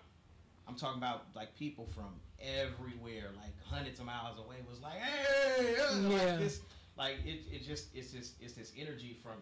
And I was like, man, I knew it. And then we had a session the other day. I should let her talk about this. But she was talking about, you know, what got her started with hip hop. And I didn't know that it was that deep. All I knew was I could tell that she would be dope. Yeah. I had never heard her rap before. Yeah. Never heard her rap before. Like, she got that energy. Yeah. And sidebar to the listeners, to the people that's tuning in, that's listening, Biashe is actually family. That's my sis. We went to college together. So you said what? Go ahead, teach on that one time. Oh, I thought you said nepotism. I was supposed to be like, yup. My mom was the type to be like, nepotism is not okay unless you doing it. So yeah, I'm just nepotism. So Biashe, you right. When you meet her, you automatically know she dope. And that's exactly the kind of person she is. So Yashe, let us know. Tell us a story about being in the studio and what made you get into hip hop, and let us know what's up. Well, first I'm gonna go back to the first question you asked, which is, what do you want people to get out of this? Right? Yes. Okay. And take us back. And for me, it's just honesty. I feel like there are a lot of people out there who are pretending to be something that they're not. Right. Yeah. They're signing to these labels. People are telling them who they should be, what they should act like, the shit that they should rap about. There's some shit that I don't know. Right? I've never been a drug dealer personally. I mean, you know, I done sold a little bit, not because I was a drug dealer, but I had some extra shit. Some people needed it, and, and they happened to give me money for it. Right. So there are certain things that I can't necessarily relate to, though I can relate to. I grew up where I grew up. I've been surrounded with the people that I've been surrounded with. But there are so many times where people try to get you to switch up or to do something different or be somebody that you're absolutely not. Right. And at the end of the day, and I feel the same way when I go into work situations, right? Like, I interview the way that I am. I'm going to go in, I'm going to be suited and booted, I'm going to have on a bow tie and some suspenders, and bitch, if you don't like me, you don't fucking like me. I'm not about to try to be somebody that I'm not in order to get your approval. There are going to be people who love who I am and love what I do just based on my actions and on the fact that I'm real. So for me, what I want to offer to people is something true. Back in the day, about a year ago, I had the dream, and it had J. Cole in it because I like him a little bit. I had this dream, and it had J. Cole in it, and one thing that he told me was to just be you, and that was the message that I got from him. The message that I got from him was to just be honest, and so that's something that I've been doing since I got back on this track. But And I mean like the track to, you know. Yeah, the music track. But the reason I got into hip hop in general, into rapping is with my brother. My brother was an artist. And so from the time that I was a little girl, he would bring me downstairs when he was having his ciphers. You know, I got on the little Barbie, little fucking nightgowns and shit, and long socks. They was mismatched. You know, some of them had the two stripes because they was two socks and some of them wasn't. And he'd allow me to come downstairs and to just chill with him and his crew for him and other people that he invited into the home in order to have a session. So that's what really got me started. And after he passed away for a second, I stopped because there was nothing else that I could do. Like I just didn't feel it. I felt like I was betraying him by continuing a legacy that he created for us. So after I was able to get over that, that's when I really got back into it and you know, started going, okay, let me do this because this is what feels right for me. At the end of the day, I got to do what feels right for me. Right. I have a question. Do we as artists, and everybody in this room is an artist, even if they are affiliated with the station, even producing radio content is an artistry. So do we as artists, are we motivated by love or are we motivated by pain? Wasn't ready for that shit, right? Go ahead. Take a minute. Light it. Take a deep breath. Inhale it. Let's go. We're going to go from Kraig Smith. We're going to bounce it over to Glyph Hop, and then we'll chime in. But we're going to start with Kraig Smith. Are we motivated by pain or are we motivated by love? I think pain and love are the same thing. Teach. You know. You have to love something to let it hurt you. Yeah, because love is acceptance. So when you accept something, you don't know if it's going to hurt you later or if it's going to benefit you. You know what I'm saying? You're just accepting it based on the condition it's in at that moment. Yeah. You know, so, yeah, I think it's the same thing. So I would say that they're 1A and 1B. I think the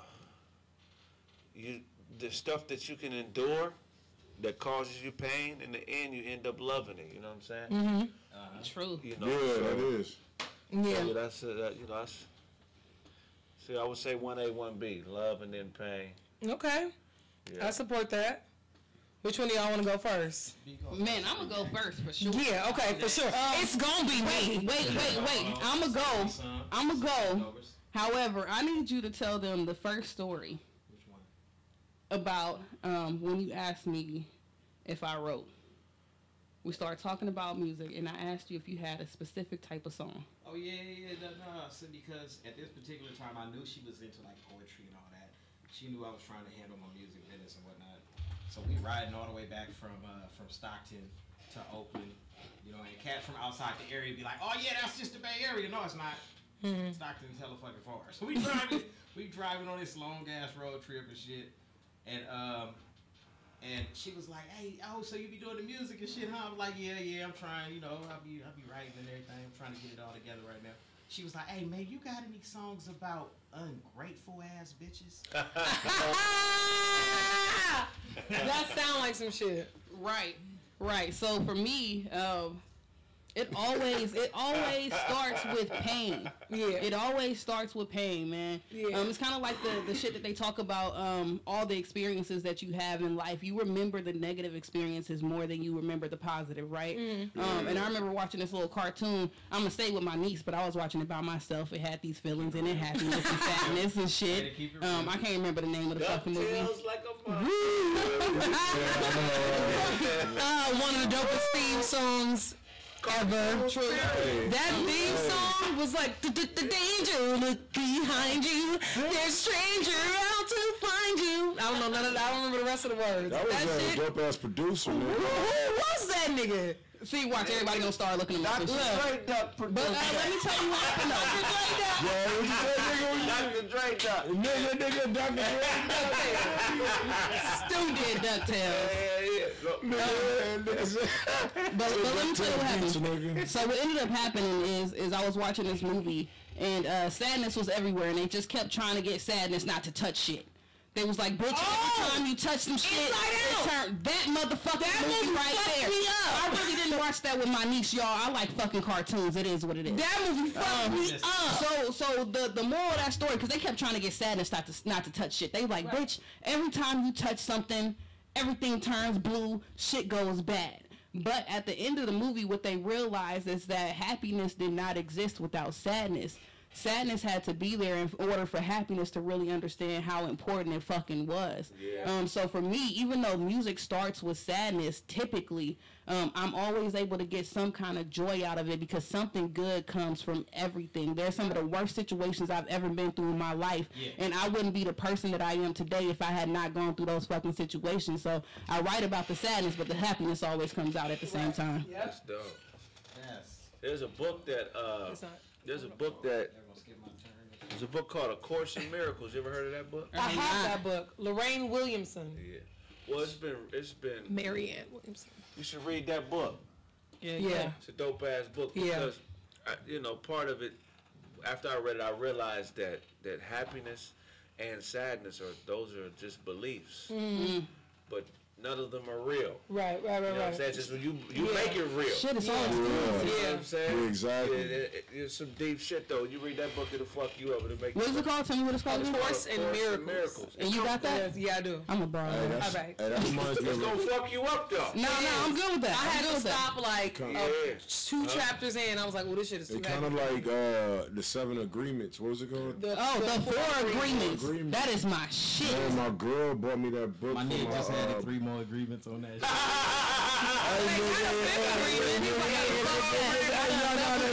It's a part 2, nigga. It's a part 2, nigga. It's a sequel, nigga. They done leveled up and shit. Level up. You know what I'm saying? That be some shit you never know nothing about. Right. But you know, like when you said like beliefs, it just reminds me like in certain parts of that book that also says like, you know, you want like, you know, say if you have an argument with somebody, you know what I'm saying? It's like neither you right or wrong. You just need somebody to accept you in your own world to, you know what I'm saying? Everything at the end of the day is fucking smoke and mirrors. Yeah. Mirrors. I love the 4 agreements because go ahead. Hold on, don't stop the momentum. Let her finish the segment. We're going to get to like you. I was saying, like anything that you experience in life, right? The way that you interpret that is going to be based off of something else that you've already encountered. Yes. Right? Yes. That is the only way that it can happen. So at the end of the day, regardless of what the fuck is going on, it's all smoke and mirrors. You're going to bring that previous experience into it. I could be like, bitch, I hate you. And it has absolutely nothing to do with you. You just act like the last bitch I was fucking with. For real. Real shit. The open room they was talking about, it just reopens a room. Right. Like, you know, that brought you to that point when it first broke your heart or whatever it made you feel like. You know what I mean? But you know what's interesting about that book is that if you believe enough in something, you can make it true. But at a certain point, it stops reopening a wound because it stops cutting you. That's where the thick skin thing comes in. You know what I mean? Eventually, you stop being affected by it. The only thing that matters are the thing that you believe, the things about yourself that you believe to be true. And so if somebody comes up to you and says something ridiculous, already off top, I'm going to stop you in your tracks because I don't believe anything you say because what you say about me is just your own personal opinion. So off top, it doesn't affect me in that area.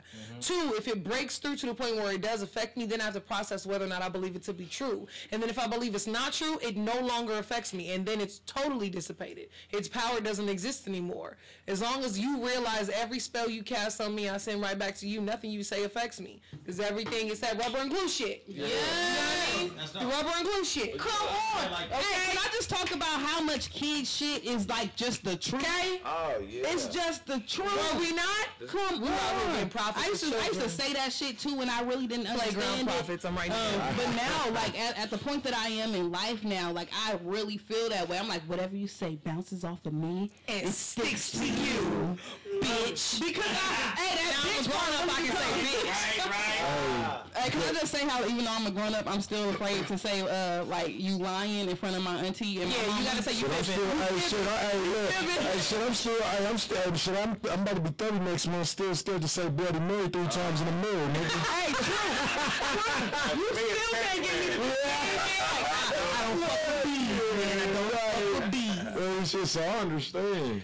You know what fucked me up was phobias. You know, it's almost 600 different types of phobias. There is. You know, one person is definitely scared of spiders and the other motherfucker scared of water. Yeah. I just saw this cat that I remember from when I was a kid. I was like 7, 8 years old, bruh. And this is back when my pop was raising me. So we was living in like a little studio. And there was this dude who lived next to us. He was an EMT. And this cat was so deathly afraid of spiders. Every time he would see one, he would pay my pop $20 to kill it for him. And I'm talking, but he was big. I just have a handful of them. That was like the first time I realized like big buff motherfuckers was scared of shit too. Like he was hella big. He was hella big and hella buff. Yeah. And I was like, I didn't even realize the big buff motherfuckers was scared of shit. Yeah, like they have those things too. Right. Exactly. Yeah, that's how you exactly. Know, that's how you know fear ain't real. Shit is, it ain't real, but you know that come with knowing yourself. I view my shit like a fucking movie. I just know. Like, hold on, man. I can't be scared of fucking jumping off this building or what have you, because I'm not gonna die like that. Yeah, that's crazy. I'm not gonna be on top of no building any damn way. What am I doing on top of a building? Like like some people like, oh man, you know, right? Just being scary shit. Like I don't know. Like I live right in the middle, like of Oakland. Okay, I never locked my door. I'm like, you know what? First of all, ain't nobody gonna run up in here. If they was really trying to get in, a deadbolt wouldn't stop them. No, kick the door down. If they was really trying to do that, you see what I'm saying? And people would ask me like, well, oh my God, you don't lock your door? You live in Oakland. Oh, yeah, it's so scary, right? A lot of that shit is manufactured. Fear is a method of control. That's how they control people. Like you notice, all the hoods that get gentrified is the #1 murder capital, right? Yeah, real and shit. then instantly, and all of a sudden, then everybody start moving out and they get put our way out in the suburbs and shit. And then Becky is walking the fucking Labradoodle. If West Oakland was so fucking scary, then why she ain't scared? You see what I'm saying? Right. So you know it's a method of control. It's what but you have to know yourself. And then you was talking about how, you know, other people's opinions and what they think about you, and they might come and drag you and try to say something negative about you. I don't care what you say. You know why? Because I'm constantly growing. Yeah. If you made an assessment of me and it was dirty, my apologies, but I'm still growing. And you have I'm that not gonna right. be what I was yesterday. You know what I'm saying? So even if you had an assessment of, well, you ain't shit, because all you got to say, well, you know, but tomorrow I'm going to be shit. You know what I'm saying? You know, right. You know what I'm saying? So, I mean, some people, when people, and then you asked the question about love and pain and which one motivates you. And he brought something dope. It's two sides of the same coin. What I noticed, to be honest, I was telling people, I'm like, man, I hate when I'm going through some rough shit, but to be honest, I write my dopest music during that time. You know what I'm saying? I had fucking writer's block. I had this studio. I built that shit from scratch. I soundproofed my shit. Too Short moved in the building. He was like, hey, man, you got this shit popping, man. I'm about to come get in here with you. I'm like, nah, man, don't get in here with me. I'm trying to. But then I'm like, man, but shit was moving. I was making beats. I was soundproofing this shit. I mean, the shit was dope. But I had writer's block. It was like a whole fucking year. I'm getting equipment. I got people making connections and all this shit. But I wasn't writing like I write now. And I was always writing. I've been writing since I was 10. I mean, something real ignorant, young. I've been writing rhymes, though. I'm putting it down.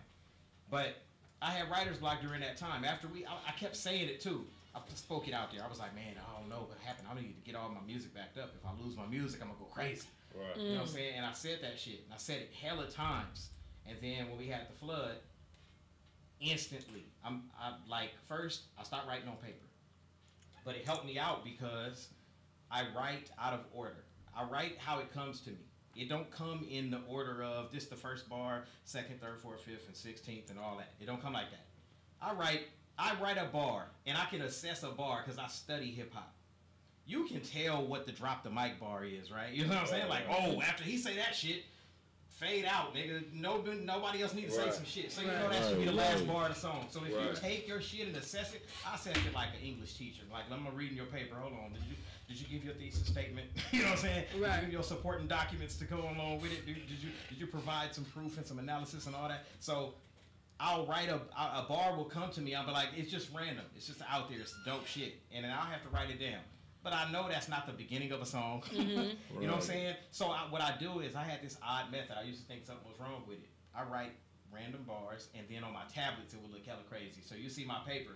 I'll go in the booth. I'd be embarrassed for anybody to see the shit. Because I have all these little things, these little paragraphs. Arrows and these shit. Numbers and arrows boogie next to it. It's like some fucking beautiful mind shit. It's crazy as shit. All these little arrows and shit. And I'd go in the booth, and I'd have a little trouble at first if I didn't practice it hella times because I had to jump all over the page. My first bar is the 13th thing I wrote. That's how I have to start. And I got to jump way up here, and I got to find the number. I'm doing some complex algebra and shit. Now, what happened to me when when the studio flooded, I lost all my music. Now I have nothing but me and my lyrics. Nothing else. Studio equipment had to go in storage. All the wires is messed up. Computers is messed up. But I was like, man, writing on paper is holding me back. I would start all these new tabs. I had a stack of rhyme books like this. I started writing my stuff digital. What it allowed me to do is copy and paste so I can cut and move my bars into the right order. So even though I wrote them in the right order, at least when it's time for me to deliver the shit and get it out for the first time, I can go in this particular order. And I have to write my shit down. Look, everybody be trying to copy. Jay-Z write his rhymes in his head and then he spit them. That's dope and that's his talent. Nigga, you ain't got to do that shit. That nigga write them before Right. he get You might there. need to write. I can't even lie. I want to learn how to do you know that. what? Never And bad though. I really want to learn how to do that. I think one of the things that probably bothers me the most about a lot of the times being in the studio, especially if I'm there and I'm there and I have to share space with another artist, is if we have known that we were gonna be going into the studio on this day for hypothetically a week, you know, don't come into the studio trying to write in front of me. No. Like that bothers me because my thing is that I'm not trying to waste no time when I go in the studio, especially if I'm working with a new engineer, I'm working with a new studio, if I got to pay studio time for, you know, hypothetically, if I'm in those situations, right. I'm not trying to have my time wasted. And my biggest pet peeve is having the dude who's not ready tell me I got to wait. The fuck for what, bro? You're not even ready. Right. I remember New Year's Day, 2016. My friend gets invited by this dude to go to the studio. He's like, you want to come to the studio ASAP Rocky? I'm already knowing why she getting invited. They trying to fuck. I'm not stupid. But it's me, it's her, and then it's our other best friend. He is 6'4", fire flamboyant gay man. When this man invited my homegirl to the studio, he had no fucking clue she was bringing a fat girl and a tall ass gay dude. That nigga was like, yeah, bring all the bad bitches. She was like, okay. All right. I'll be there. They come. We came in. I was like, nigga, I deserve to be here. As long as I took putting these motherfucking eyebrows on, bitch, I'm here. And shout out to the fucking thick chicks. To the thick please. chicks, right? Thank Okay, you. I worked hard. You know how expensive it was to make this body? Fuck out of here. Yes. Motherfucking meals? I'll take two. Make this body, okay? Don't tell me your boy raped ASAP Rocky. No! No!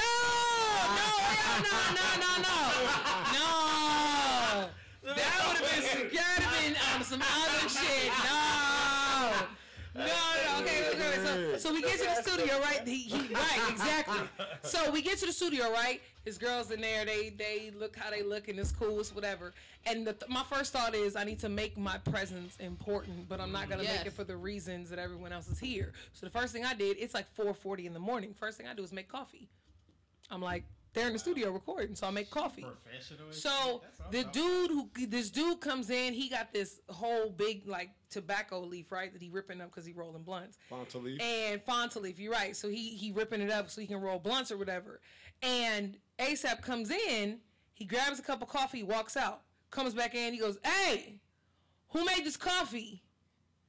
I was like, I made it. He was like, shit is good. Walked away. I was like, shit's great. That nigga know I'm talented already, right? I exist, So no doubt. I was like, well, now that he acknowledged I you know, who the fuck, I'm not here just to be sucking dick, basically, right? That's not the fuck I'm here for. I'm not about to suck nobody's dick. So I tiptoe into the studio. And I swear, I heard this dude respit the same 4 bars at least 238 times. I was like, you've got to be. I'm just standing there by the door, and he kept fumbling over the same line. And I'm sitting there, and I'm like, are you fucking kidding me? And ASAP locks eyes with me, and he shakes his head like, exactly, like, what the fuck, what is even happening? And I just walked out because I was like, well, as long as you know that I know that this shit is not how the fuck it's supposed to be. Like, don't waste my time when you come in the studio. Have your shit ready, have your shit prepared, because not every moment is promised in the sense that you got time to be writing your bars out. You don't have time for that. When Ice Cube goes in the studio, he don't want nobody writing in the studio. Too short, too. He don't want nobody writing in the studio. And when you go in, if you fuck up your bars, Ice Cube will tell you, get the fuck out of the studio. He was in there. My cousin was in the studio. They're recording this song for her album. He got all these female rappers in there. It's my cousin and then her sister, so both of my cousins are in there. One of my cousins don't rap. So she just wrote a rap because he wanted her to rap on the song, but she was a singer. Everybody going in there fucking up their bars. He sends the singer in there. She gets it on one take, and he goes, and she's the fucking singer. So I say that to say, She's a pro. See? I say that to say, you don't know how much time you have, so don't waste your time in the studio writing. I You know what? agree. That's it. That's what I'm saying. That is some really good advice. Yeah, hell, you can. But You never know. If it ain't your studio, if it's your shit, you can go Especially if it fuck ain't it. your studio. Hell no, because My niggas. headphones are not working. They're not. I'm not saying I don't know people who write in the studio. Y'all know Mr. Shout out to B. I Farrakhan, should. Right, exactly, So exactly. the Honorable Minister Louis Farrakhan, I'm sure he done a whole lot of lectures. People be quoting him all the time. It's my favorite quote from him. Mr. Farrakhan said, "If it's one thing a nigga will disrespect, it's your time and your money." Shit. You can't look first. See, this is what I'm saying. There is a lot of pre-packaged hip hop, and they think anybody can rap, right? Oh, you just throw some rhymes together. You learn how to rhyme in preschool and shit with Romper Room and learning your colors. They teach you how to rhyme. Your first reading books was Stan. You know what I'm saying? The cat sat on the mat. Like you learn rhyming schemes when you are a baby. That's not complicated. No. But you have to. It's a science to this. So for people who love hip hop, and they actually put that professional effort into it, that comes across in the music. Right. And I think when you hear it, then you can feel it. You know what I'm saying? So, but cats just coming in first. You writing in the studio. What you talking about? A studio session you had booked for a week. I'll be amped. Yep. I'll have my shit ready. I'll be ready. I'll be ready with the song we doing plus a backup. I'll be, you know what I'm saying? Yeah, you got But to. you gotta put that effort into it. You don't half-ass it. Don't be no one cheat revolutionary. You That got- ain't gonna get you nowhere. What man. song did y'all bring for us today? Oh yeah, Man, exactly. what y'all trying to hear? What song y'all brought for We us got today? broke bitch. You know what I'm saying? So Broke be bitch? quiet. Listen, it's an educational piece. Y'all remember like, the little public service announcements and whatnot. It's an educational piece.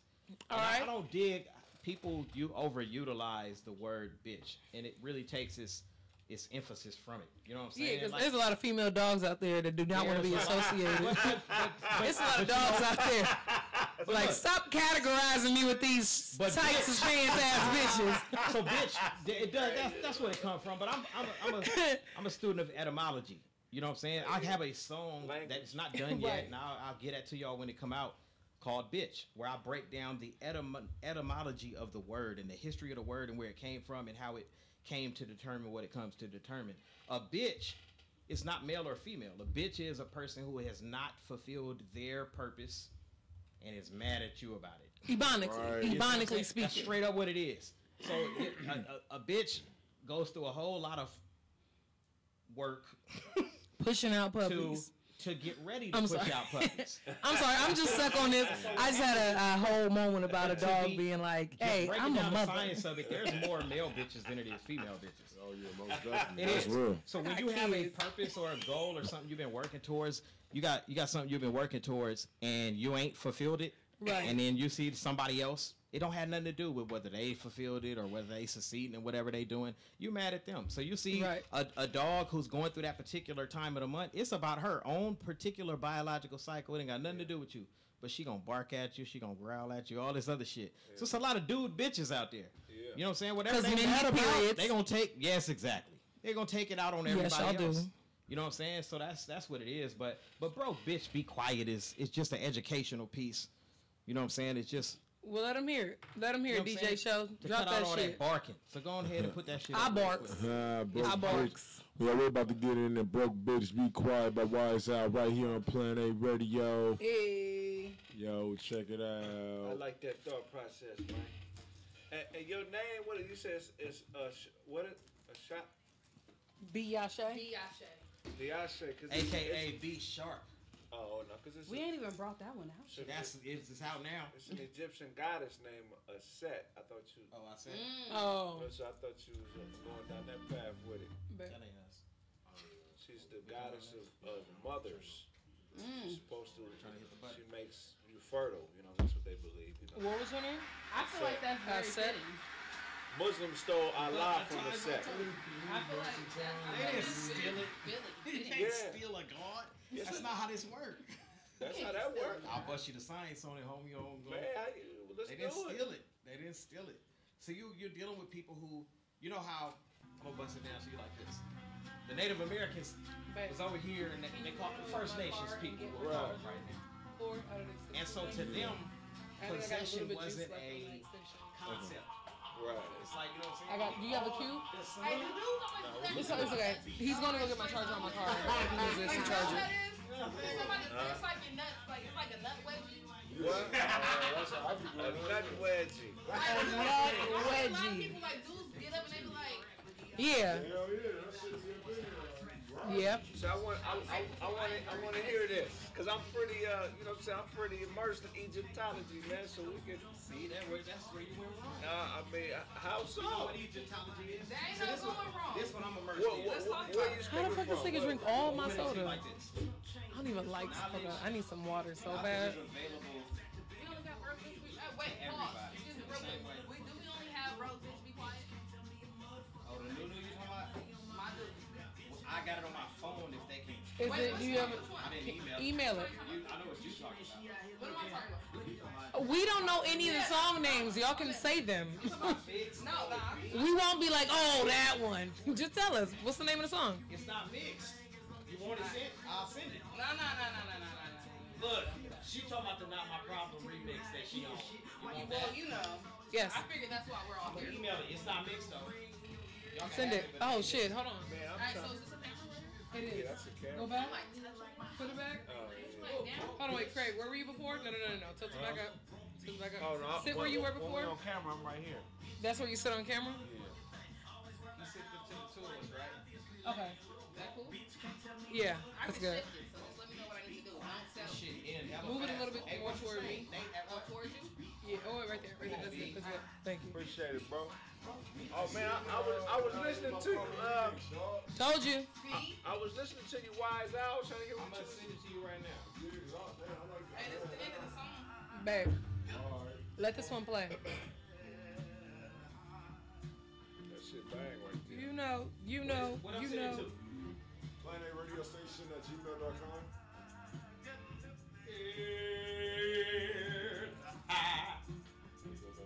You like it? Thank you. Let me see. Oh, okay. You got How you your, doing? I didn't shake your hand. It's nice to meet you. you as well. Benicia. Benicia. Nice to meet you. You know it ain't mixed. No, Y'all don't give a fuck. All right. and we understand That's what I'm trying to see how much is left. Yeah, you should be able to get like at least 10, 20% on that. Yeah, I appreciate it. I shit done fucked around and died on me. I'm trying to think. Do you have Oh, a God. an Android charger over there, Off babe? that live. You got the Mophie though. Yeah, but the Mophie done fucked around and died too, though. You ain't charged shit last night. No. You ain't charged nothing. Yeah, I thought it was charging, but it wasn't. Yeah. I got 100% too. Do you Oh, want man, to good. charge? Because this charges this. It's behind me. Good, appreciate that, man. Thank you, DJ. Oh man, I was trying. I was listening to that science, man. I wanted to hear what you had to say. Egyptology is a construct. It's a It's right here. invention of some people who was trying to explain some shit that they don't know nothing about. They wasn't here when it came up. It's all good. You know, show get lifted like gas prices. DUI. That's how I lost my last I license. think none of us have went in there and reinterpreted. Yeah, that's what it's about. 31 flavors. When I smoke, Right. it calm my behavior. We need to say it for the mic. Yeah. Prayers. Did you ever watch Like That? Yeah, I watched that guy. Did you watch all three of them?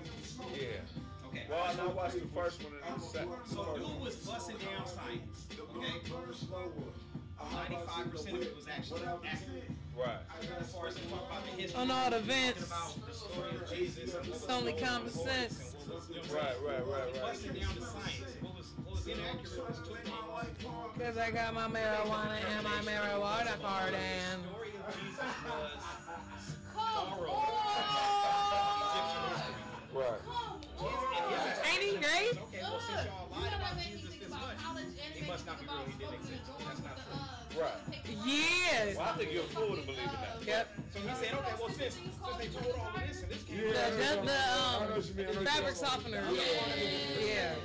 okay? No, dryer sheet. I don't want it. It's not a race thing. White people have a problem understanding prophecy. You about to go on? Okay. In the teachers of You about to go on? Muhammad, you get this. You'll say We they wrote their history. we about to go on. You We know? back. We back. Bust it down. Come on. We back. Yo, what's good? This be your boy DJ Shaw. How do you does? It's your girl Planet Inkwell Radio. J. Planet Radio. Planet Radio. Right. Hey! He's so I want you to know DJ Show is gonna be pushing buttons all night long. All fucking night. Glyph Hop is in the building. We got Biashe, aka B Sharp, and Wise Out. Al. Headphones. Turn them You know up. what I'm saying? Of Glyph Hop, the International Glyph Hop Collective, if I must. No, I can't hear myself. But yeah, we in here. We having fun with y'all, man. Y'all, I don't know. Shout out to all the people who are hella far away. Shout out to Mongo, bro. Mongo in the UK, man. Hey, that's what? I'm trying to get to Camden real soon. That's our newest bandmate. We got a group, a member of the International Glyph Hop Collective is in Camden, UK. He's in London. Dude, that's dope. Okay, that's and dope. he's on the Glyph Hop song, and we can't send it to him because we're waiting on this one verse from this one dope ass MC, but she be real busy. So we real patient, but she don't know. Me. This shit is already ready to be pushed in London. He went on Instagram Live, and all the fans like, oh, that shit is dope. Where it's at? And they waiting for this verse. Yeah, they waiting. Damn, They I waiting wonder for what's ink, going and then on. came up. He played an incomplete.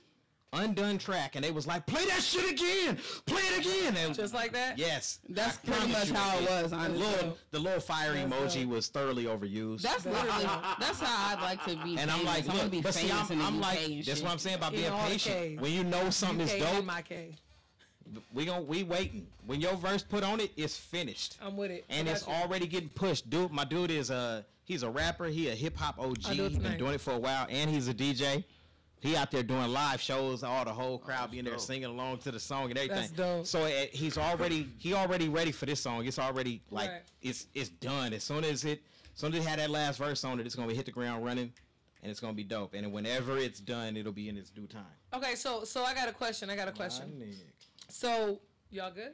We Y'all real good. Okay, so We a little my too question good. is, what is your artistic goal? Like, what is like a pinnacle for you? What's the thing where it's you like, man, if I don't do anything, I gotta do this. For me? What is that? Oh, for y'all? I'm a like completely change the world, and Okay.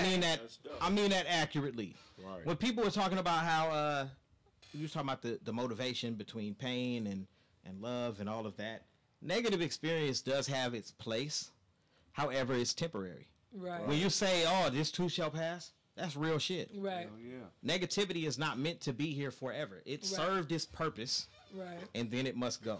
Right. You know what I'm saying? Let me just live good for a minute. You know what I'm saying? I don't need. You don't need that. Like anything that can help me grow. What I can do is I can draw whatever the benefit is from it. I can see whatever's positive in it. I can see the bright side from it. I know that there are setbacks. Setbacks is like this. You're traveling down this road. You come to a fork, and you got a choice. I'm gonna go right or I'm gonna go left. I don't know. It's no way to choose. There's no clues, no hints. Okay, I go left. That's the wrong path. You done fucked up. You go a little bit, and then oops, somebody grabs your ass, and your little character is put right back to where you started from. But can we actually even define that as? Can that even be considered the wrong path? No. Like if eventually you end up where you need to be, is it the wrong path? I see what you're saying. I think where I'm it just comes talking in about is that it's defining no the longer- setback. I think where it comes in is that it's no longer a matter of destination; it's a matter of time. You're still gonna get to the location, but the timing has changed. Right. And not even that it's changed. It was supposed to authentically be that time. You're given forks, She and dropping either way science is gonna and shit. get Y'all to see you this? to a destination. Dropping science. She Is- can't is help that- herself out. She already Tag me. science. Wait, It's me that first. it's no Hold on. longer it's You no next. longer a You matter next. of Wait. destination. It's a matter of time. You're right. And that we are still trying to get to that same location. As long as your drive doesn't change, the destination shouldn't. Right. So Pete, I'm not talking about. So you're correct on that, and it's not a matter of time. It's a matter of the journey. But I'm just saying, appreciating the setback. See, when I get set back, I'm like, oh man, I was here like 10 miles ago. But that's that thing. What you do is you appreciate it because you're set back to where you went on you took the wrong spot on the fork. Next time you get to that fork, you're gonna know. Well, I've already tried that, and that didn't work. But I'm gonna try this. that's exactly what I'm trying to Yes. say. Is that is it a setback? Like back implies. No, that it's just a matter of Are perception. y'all ready? If you were given 10 yards and then you have to go back to the 5th yard line just to get back to the 10, Right. in actual distance, tangible distance, yes, that can be considered back. But what I'm saying is are we identifying it as a setback if in fact Most the people do. experience of having to, because the fact is people don't learn their lessons immediately all the time. They don't. You got people that date the same dude over and over and over and Right. over and Different over and incarnations over of the and same again. nigga. And it's not They a just back. killed me by It's Beyonce not. song. It's not Hold a on. back thing. It's that you're aging. You are increasing and you're adjusting. Right. weight You're supposed and to be height developing, and all of these evolving. things. And so no, it is not the exact same spot in the road because I am not the exact same driver I was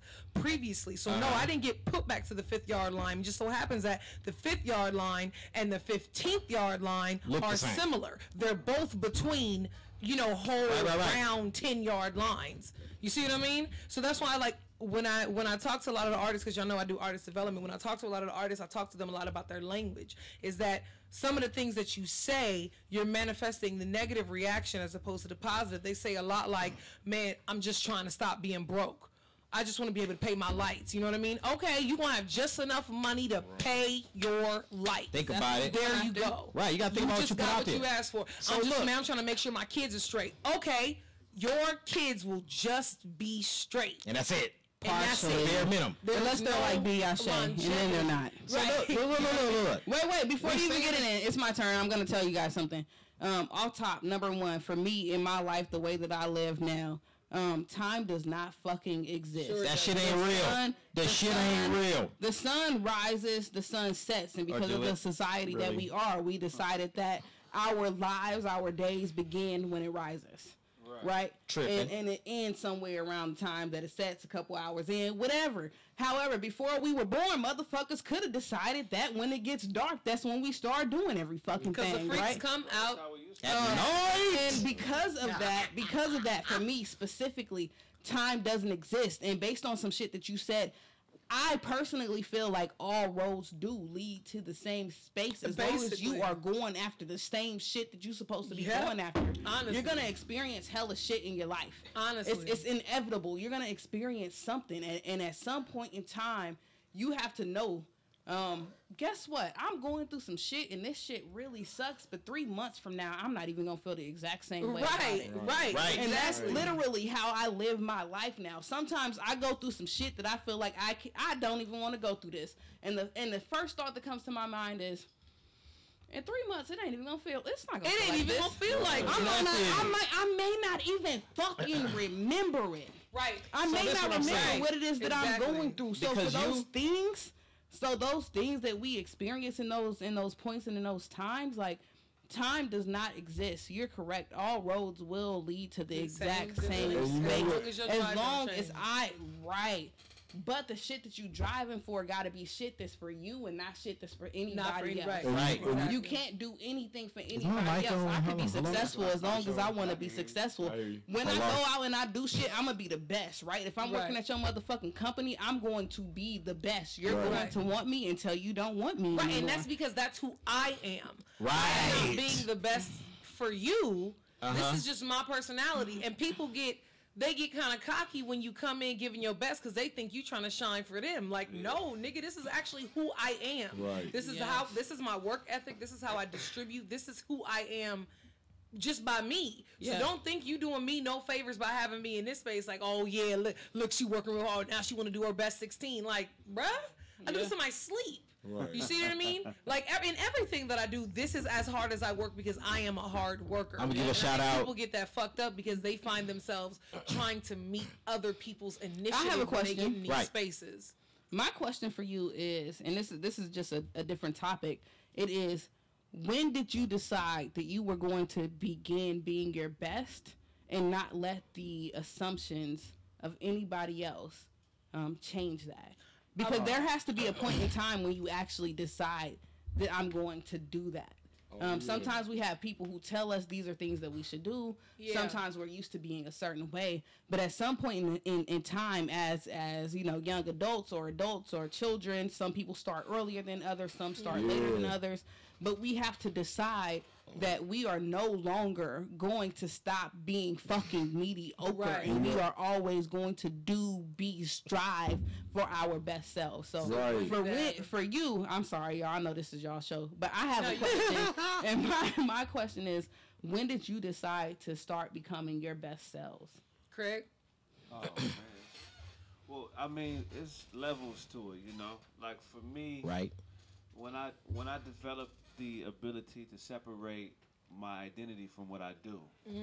Wait. You know, a lot of people Damn. connect how they feel about themselves to the shit that Damn. they do good. Teach. Damn. Oh, my That's true. nigga's a superhero.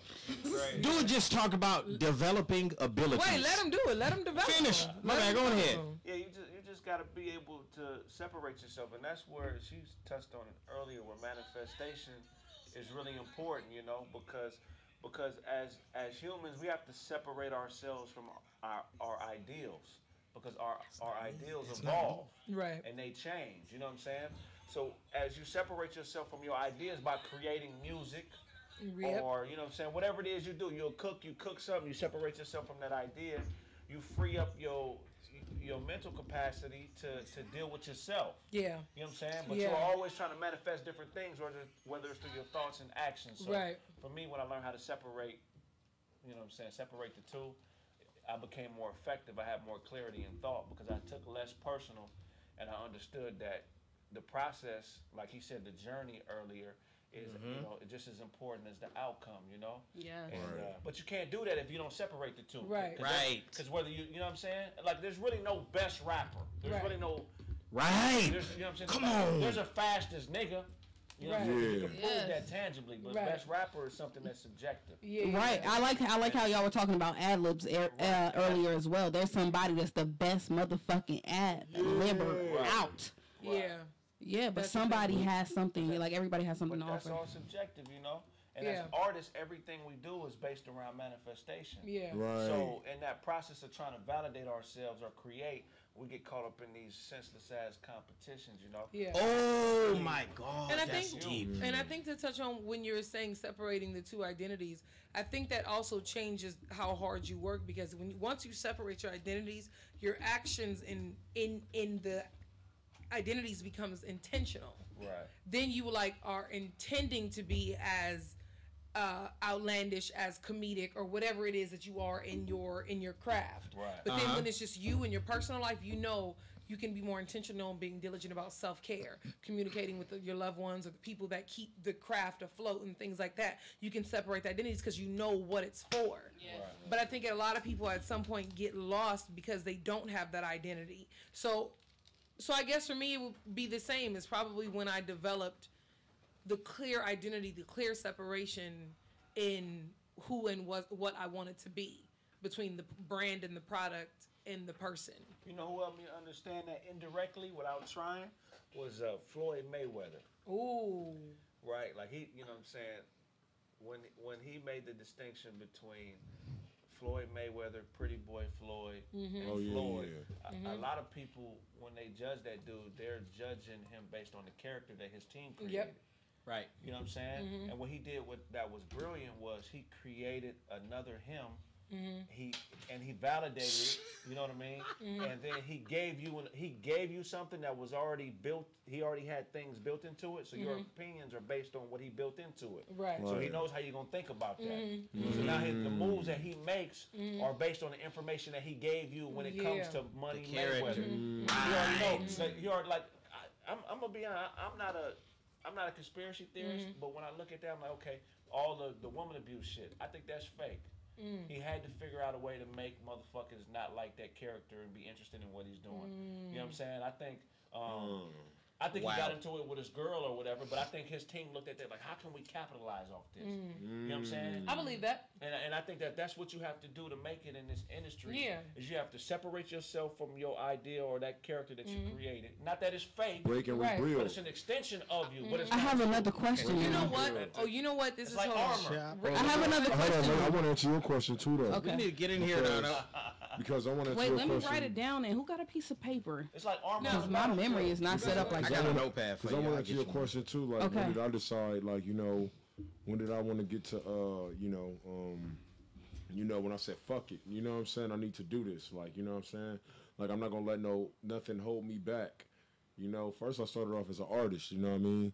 So, as an artist, I was like, how would I want to be treated? Right. You know What are I my mean? needs? What as are an my artist? needs? You know what I'm And how saying? can I go ahead and Yeah, like what do I have access to to make people wanna, tune in and make them wanna be a part of my station. You know what I'm saying? And also make it affordable for artists to, go instead of being on a part of a BET, still get the same love. You know what I mean?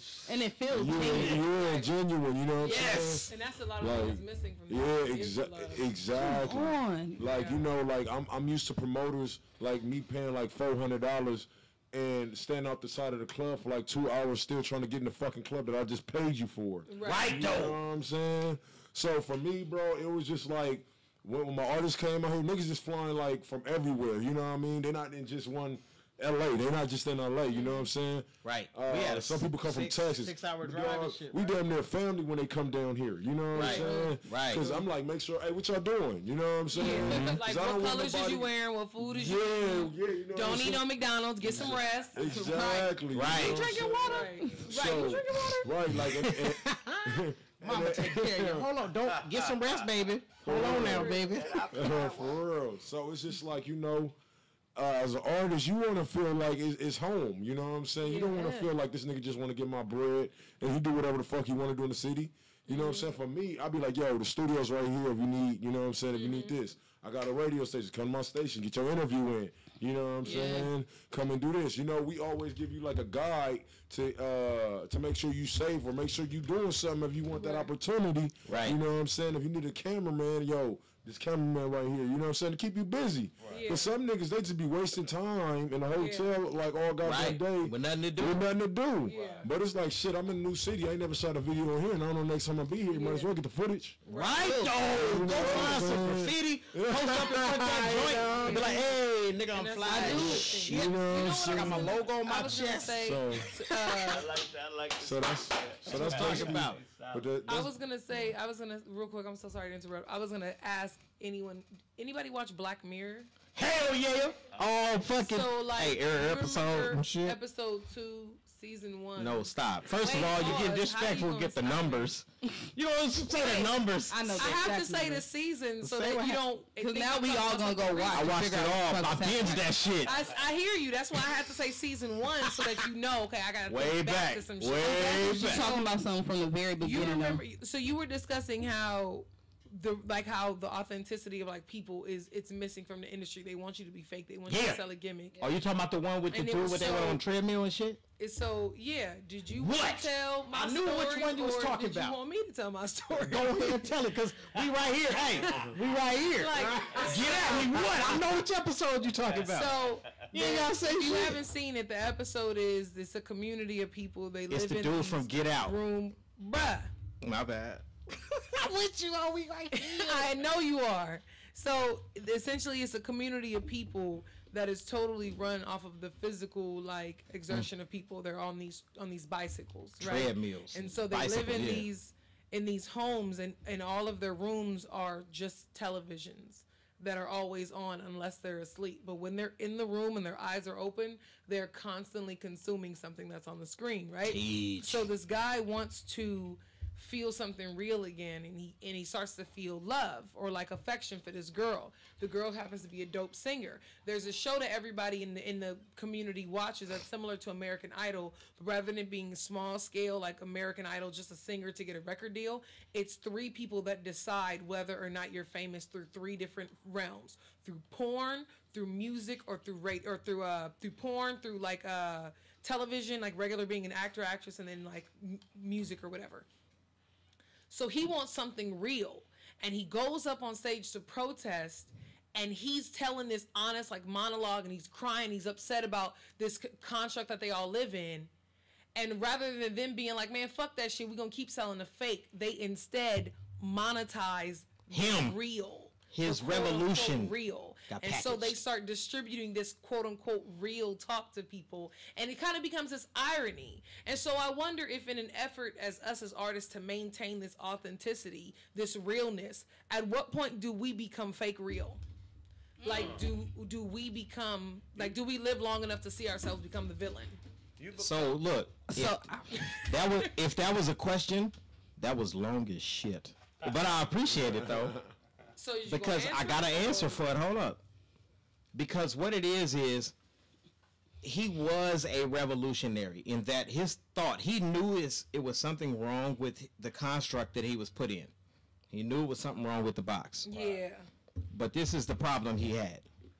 He went to the makers of the box and said, there's something wrong with this box, and this is what y'all got to do. Stop. That's protesting. Right.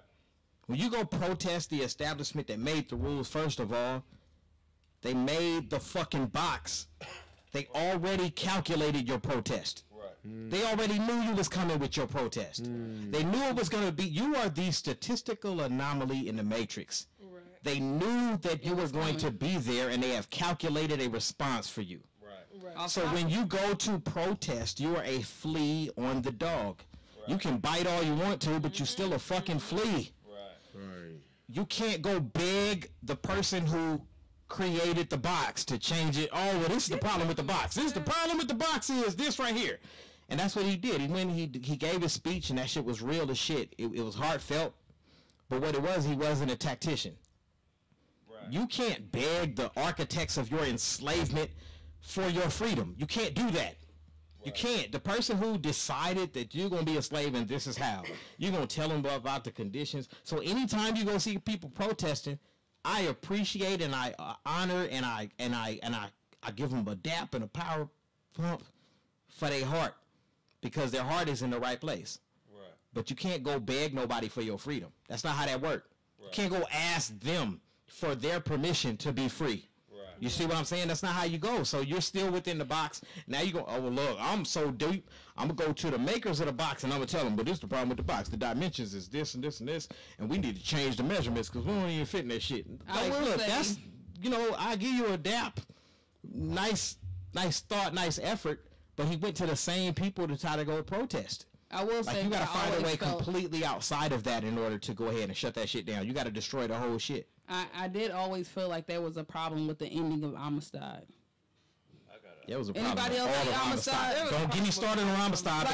You first. Like off top, like, am I genuinely the only person who thought? And I was young when that fucking movie came out.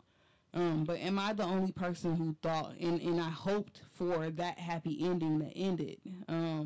But am I the only person who, even as a child, felt like this really isn't how that shit would have ended? Oh, I don't remember how it ended. I don't remember the ending either because I had a problem. That motherfucker said, give us free. They gave them free, and they're headed back to their home country on a fucking boat. It wasn't shit there when they got there. Yeah. Mm-hmm. But at that time, at that place in time, like at what the experiences of people were during that time frame, me, even as a child, I just personally couldn't believe that was going to be the outcome of what happened. How would you have ended it? I got an ending for it. How would I have ended it? Mm-hmm. I would have ended it the exact same way because it gave people hope to fight for what the fuck they were supposed to be going after. Mm-hmm. I would end it that same way. I feel like it's a hope ass situation. You know what I'm saying? A hope ass and I remember, situation. I remember being, there's only times like there are certain times where I say some shit and I really mean it, but then I'd be like, fuck, I hate that I meant that. And I remember being in a fight with my lady, and she'd be like, oh, you hope something, and I was like, bitch, I don't believe in hope. Damn. Real shit on her. But the truth of the matter is, I don't really believe in hope, but I wish that I believed in hope, if that makes any sense. I got you. And I got the I wish explanation that for I believed in hope. I feel like there are certain things that we have to do in order to get to an end result, and sometimes the things that we have to get to that end result aren't always the happiest. There's a naivete. It might hurt a little bit to get there. Right. But I wish that I believed that taking the easy way out was going to get me to my destination opposed to having to fight for Most that people shit. often think that it's going to be easy. Really? And that's probably that one way. of the most terrifying parts of society is that they think things are easy. And then when it's not, they think, oh, that must not be it. They just stop working. So if you go through hella shit that's not easy, sometimes I be feeling like I'm a lady and I have lady parts. So sometimes I feel like certain situations like cramps and shit, right? Do I have to? I sometimes I feel like I'm dying. And apparently it's hereditary, so I get angry with my siblings and my mother and my grandmother. That's and my auntie sometimes. It fucking hurts, bro. Like when I was like 14, they was like, "Listen, we should probably just try to get rid of this shit because I don't know what the fuck you going through." Y'all, you know what? So there are certain things that you don't want to necessarily go through, but you got to go through some shit. And because of those things, I feel like sometimes you go through some shit so that you can feel like once you're getting ready to go into battle, that shit really ain't that hard. True. True. Say Like that I feel again. like I've come to a point in life where I done been through some shit, and I'm just like, this next obstacle that I'm gonna have to overcome, like, it really ain't that hard. Yeah, like, because every time you approach an obstacle, you go, God, this is the worst thing I've ever been through. And then you go through something worse, and you go, oh, no. Never mind. This is the worst thing I've ever been through. Yeah. And you go through something else, and you go, okay, scratch that. This shit? The fucking worst. And it just gets like that, and as you get older, your pain tolerance changes, or the way you identify pain changes. That's the same thing. That's the same thing with anything. Like, you know what I mean? Like the obstacle that you just mentioned. You know what I'm saying? I've been wanting to touch on that too. But like, you know, it's like once you hit that obstacle, it's easier to go like in the future and hit the same obstacle and be like, this shit, I'm immune to it. Yeah, you know what I'm saying? Like now I could just get that shit out the way. You know what I'm saying? Now I can move on to the next one even faster because I was stuck on this one for 10 minutes and now I'm doing it. I got done in 2. Yeah. So what y'all describing is the martial artist or the samurai warrior. No, I was describing. What it is look. A martial artist does this to himself. He goes and trains, and he beats himself to shit. Like you sparring, you doing all this stuff. All of this shit is so fucking horrible. And while you're thinking, why I'm gonna do 100 push-ups straight? I'm gonna take no breaths. I'm not gonna stop. No pauses. I'm not gonna touch my knees. None of that shit. But listen to me. A martial artist. By the time this is what a black belt means. By the time you get to be a black belt, you have struggled through so much shit. Right. When an opponent approaches you, you cannot afflict any more pain on me than I have already afflicted on myself. And that's why you see what a martial artist dude, he's at peace. Like the dude come attack him, he's happy. He's juiced. He's like, man, this dude is about to try to kill me. But he has nothing in compared to what I've already been through. Right. You see what I'm saying? So once I've already been through that, you can't bring nothing. Right. Like you 5 hurdles ago. I remember, and bust this down to y'all. In martial art class, I started when I was 5. So my martial art teacher is a grandmaster. Hold on. What? You gotta show us some moves. Nah. Jiu-jitsu. So we look. Is that not happening? It might. Yeah, because we can flip these cameras. Listen, I emptied this bottle, so you never know what I might do. But look, the last samurai. Look, I've done jiu-jitsu. My martial arts teacher is a grandmaster in jiu-jitsu, aikido, and he, since I was 5, like we went through this shit. At one point, we had a little basic breakdown. The dojo closed. You know what happened when the dojo closed? We found a new building, and in the new building, they got to put the mat down. They got to do it's all this little logistic shit. That don't have nothing to do with anything based on martial arts. You know what we did? We trained at the fucking lake. We did push-ups on our knuckles in the gravel. We ran up against this wall and did our little jump kicks and shit. We trained without a dojo. You do not have the comfortable confines of what you think is supposed to be martial arts training. Right. And that's when we got our best training in. It's because you're not comfortable. You have to do some shit you ain't ready for. Man. You see what I'm saying? So now so you get to the point. This is what happens is black belts don't get into fights. Nobody tests them. Once you get to that point, ain't nobody even messing with you. You are up to a whole another level where, first of all, ain't nobody running up on you. Right. You see what I'm saying? And then the dumb dude who's crazy enough to run up on you, he ain't got no skill whatsoever. So you just like dispatch him so fast it didn't even really happen. Like you can't even count the fights you've been in once you actually got some skill under your belt. You see what I'm saying? Right. So it's whatever I've been through already. That gets you ready for the next stage. And you're like, man, I done it already, man. I done been through this, and this. You can't bring me nothing. Right. You can't. Like your opponents are nothing. They're like just little figments of your imagination. You know what I'm saying? Yeah. And you know what? That goes back to what she said about like 20 minutes ago about how do you know you've been trying to keep it real so long? How do you know the difference between real and faith. Right, though. Because imagine if martial arts was just an idea somebody told to you, but you never physically saw it. Mm-hmm. Right. You would be like, "What the fuck are you doing?" Right. And they would say, "Yeah," and then you turn around and I got a belt on and what the fuck is wrong with you? I would like to, real quick, give a shout out to my father, who was a black belt, and if you don't remember who he is, you probably remember his. Remember this? Hey, nasty. No. Hey, you have to tell him. Okay. I'm gonna need you to tell the people the story real quick, cause like she was saying, we do go back a little bit from back when my locks were like up here, and they were still stuck to. I had baby locks. They were still stuck to the side of my forehead. I got pictures. I will post them, but they really not cute. So, so it was grandma's birthday party. It was Granny's birthday party. We go to San Jose State, so we drive up from San Jose to go to Oakland. We get out there, whole family there. Her mama there. Don't tell them the other person because I'm live and I got people in my. All right.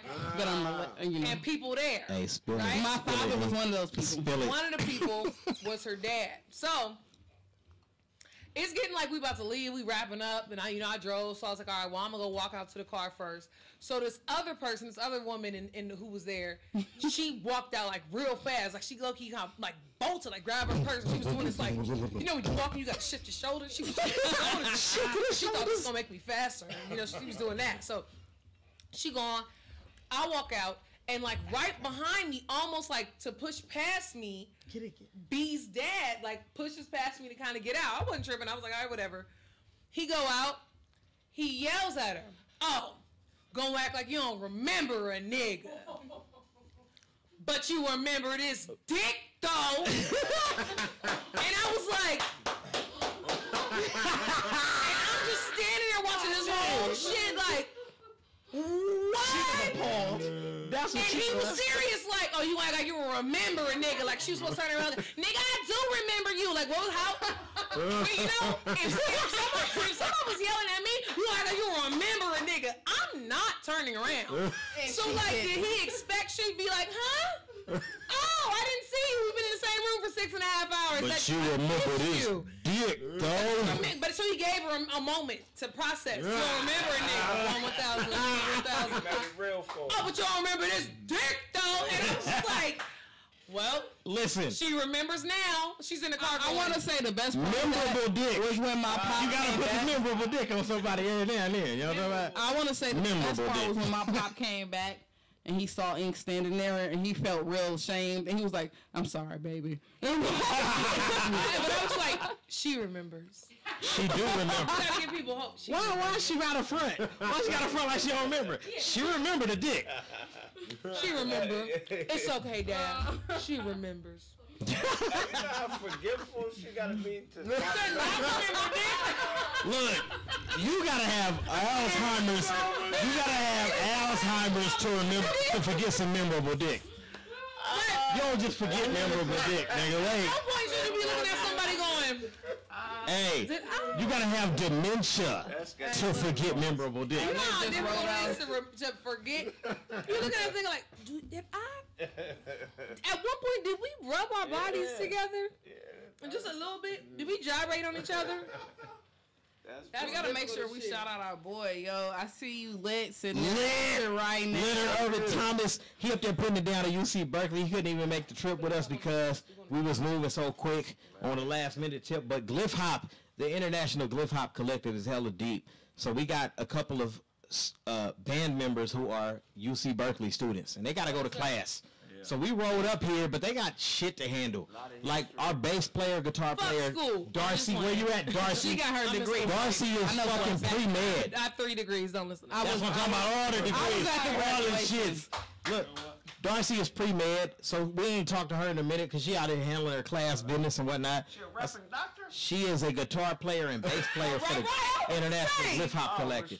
Leonard Irvin Thomas, he's a MC, a producer, a saxophone player, and all in the. Yeah, he handling it. And Yeah, he's the UC baby Berkeley. of the family. Listen, this is how you know. At UC Berkeley, I and would he like the to youngest. shout out So, since he's the baby of the family. Even though I yeah, I go on to give him one. For a woman to forget a dick. This dick amnesia. Well, look, if it's low quality dick, it's forgettable. He got a number. The only way it's an excuse is if she's taking a dick a day.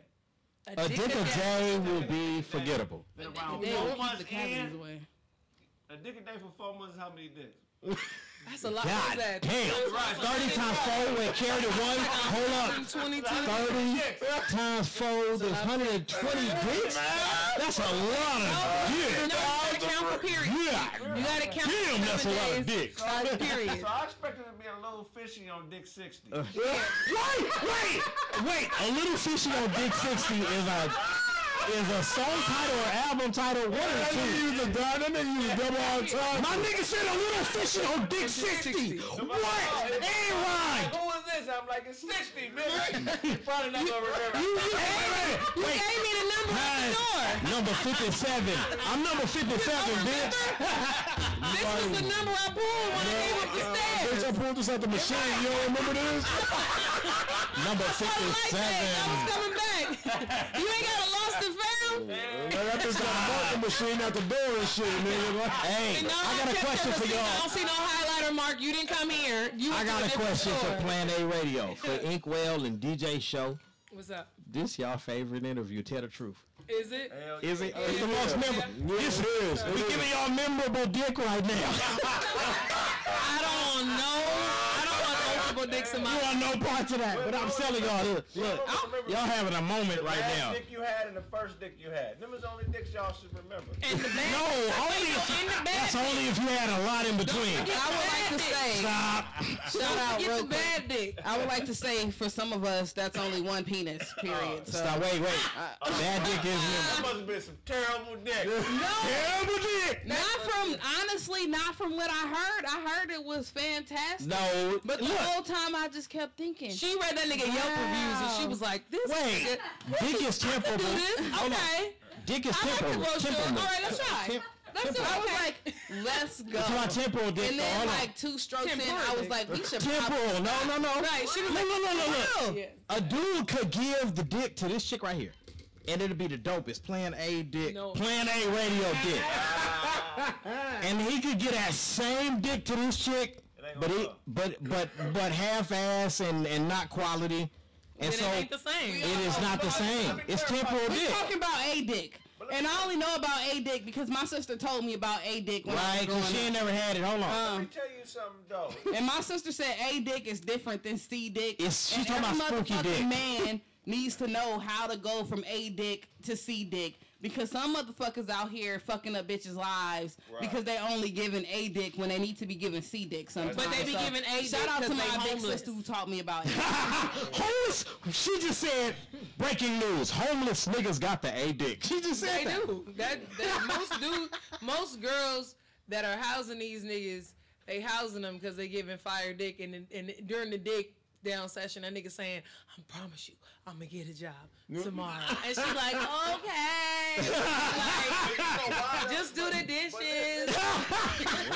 You damn. The science, though. Think it's a mess. This, because I ain't no broke nigga, and I give wonderful dick out, right? Hey, that's what's up. I'm hella happy for you. Let's go to the science of why.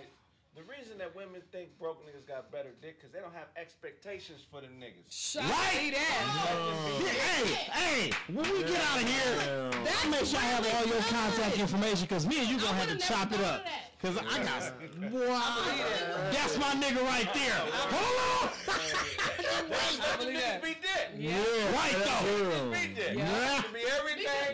The only thing they can be. I have more to offer. But it's accepted. That's true. They've accepted that condition. That's true. And they've allowed that person to be what they are. And I think, but you know what? A lot of that comes. Wow. He said low expectations. You know what? But Make I think across make the easy board, A's. I think across the board, expectations, and I speak just solely on heterosexual relationships. I always have to announce that because I don't want anybody to think anything I'm saying applies to all relationships. I'm speaking solely about heterosexual relationships. I think The disclaimer. and people of color, because this is a unique thing. I think across the board, expectations are different for the two, in this situation, the two genders. And I say that because there was this thing that went viral in the Latino community where they were talking about the coddling of the men in that community, right? And about how, you know, by the time Latina is 12 years old, she should be able to wash her own clothes, make breakfast, get the kids ready for school, blah, blah, blah, blah, blah. And by 12, for a Latino, like for a young boy, he's just required to be able to, I don't know, fucking as take well the as trash by out once a week 24. or some shit. Yeah, and then the expectations don't change by the time he's 24. And so then we, being self-sufficient and all that shit since we were kids, we're 25 years old, we are trained to believe we don't need you to do much to supply the relationship, so we're gonna treat you as just dick as long as you in the house every night. Then based on how I'm raised, I'm told that's good enough because you're coming home every night. And so I think that kind of fucks it up because the balance is gone. It's like it's 100% only on one person rather than 100% from both people in the relationship. One person is only required to be present. The other one has to do everything else. Can I ask you a question? And I'm only thinking in these lower socioeconomic relationships I'm referring to. Very rarely is that the case for other upper echelons because there's something that's coming from the table in order for y'all to have met on that level. But I mean, in these lower socioeconomic statuses, the most common, essentially, the expectations are lower in general. Not even just for sexually. Just like I am not allowed to have expectations. You don't know how. Where is your church? Because you preach so well. My church, it's www.include.com. Follow me on Instagram. /Biashe. / I have a page. It's a sub page. Look, I'm just click the link when you get there. Can I give a quick shout out? Because you are in the presence of the smartest niggas in the world. Because the black queens have dominated. The black queens have dominated the conversation. Thank you. And we are smart enough to let y'all go ahead and just spit your science. Spit it. Yeah. But look, when you spitting the real shit. What you doing? You filming? You filming? You got this? Look, we got it all planned out and shit. I don't even remember the last point because I ain't had a turn to talk in a minute. But it's look, you're spitting real shit, so I can't even argue with you. That's what I'm saying. Every now and then, look, everybody's out there saying something. Everybody's out there presenting something. A lot of times, we have to remember who is dominating the shit. Right. Look, record executives have an image that they want to project. Right. And there's a reason behind that. And you got to understand the science behind that. So when they say that, oh, yeah, I want to project this and I want to present this, that's because they want to project an image of us. True.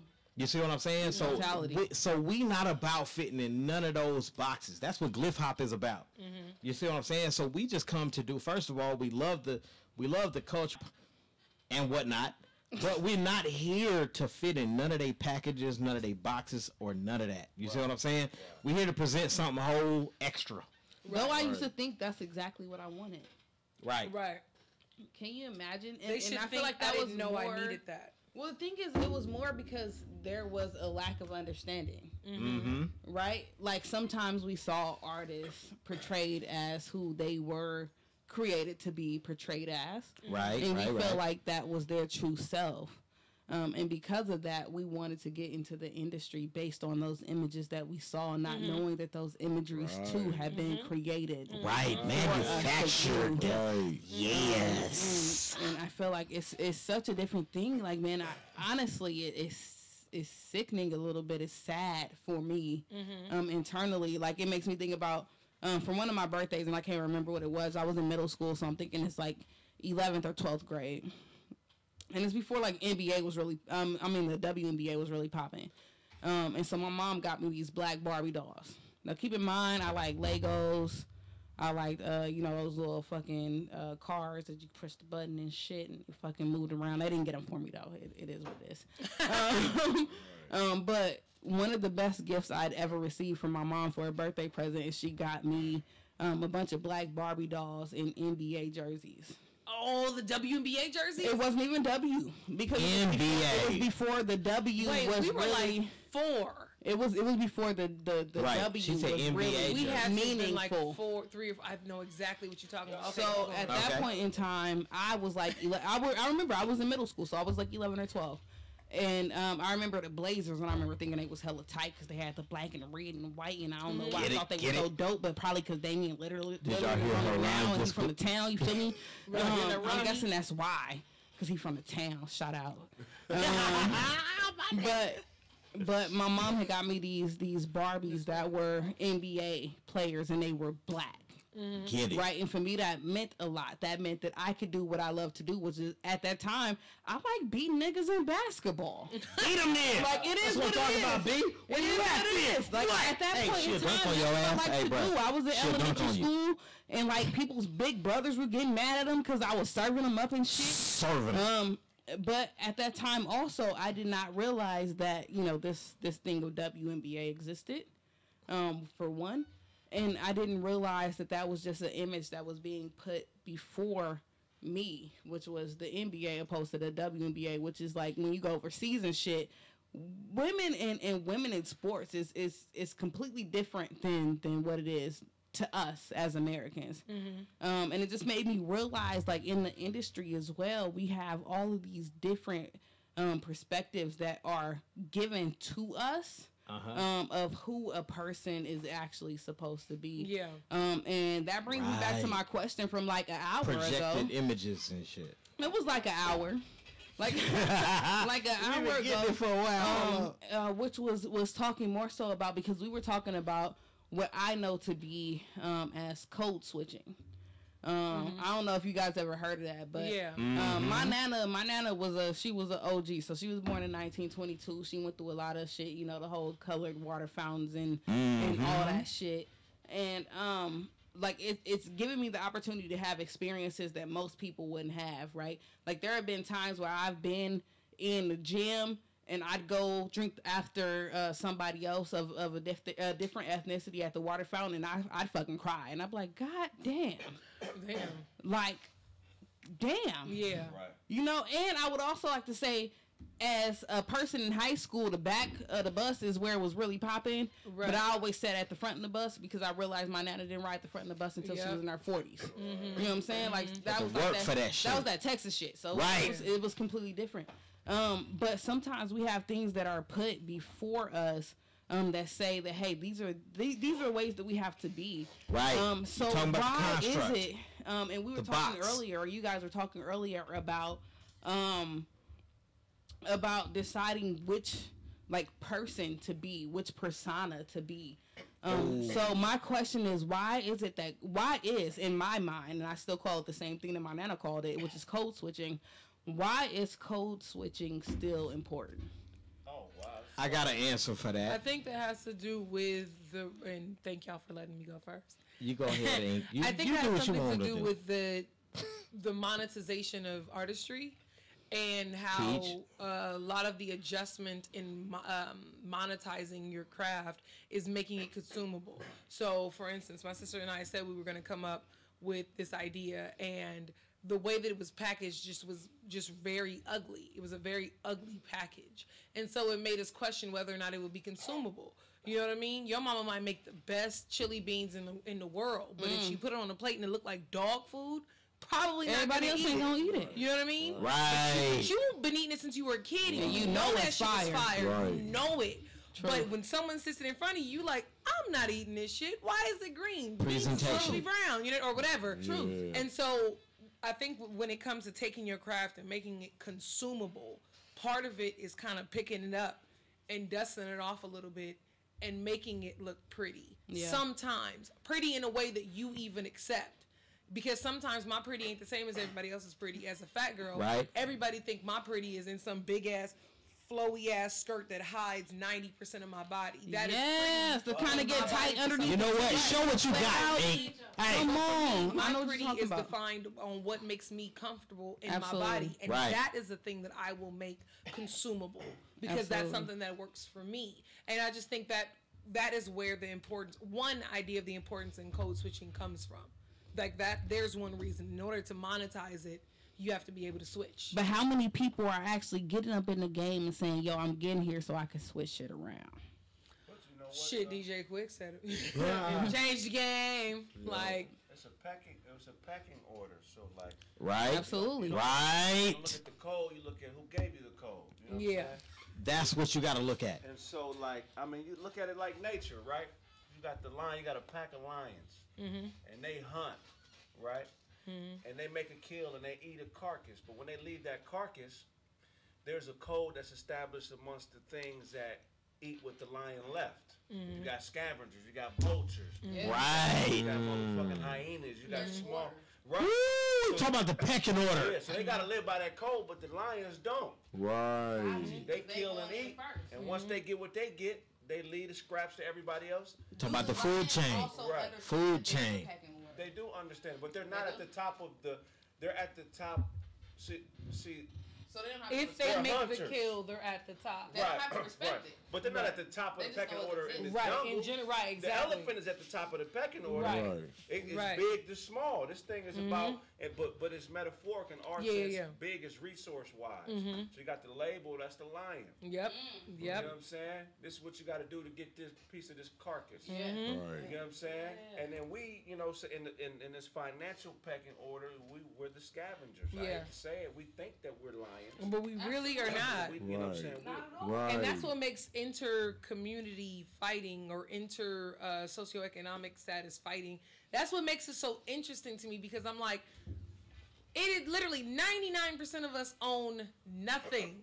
Straight up. Like 1% Teach. owns so much of everything Right. that literally we do not have the space to like wiggle around, and they're still trying to siphon things out of us.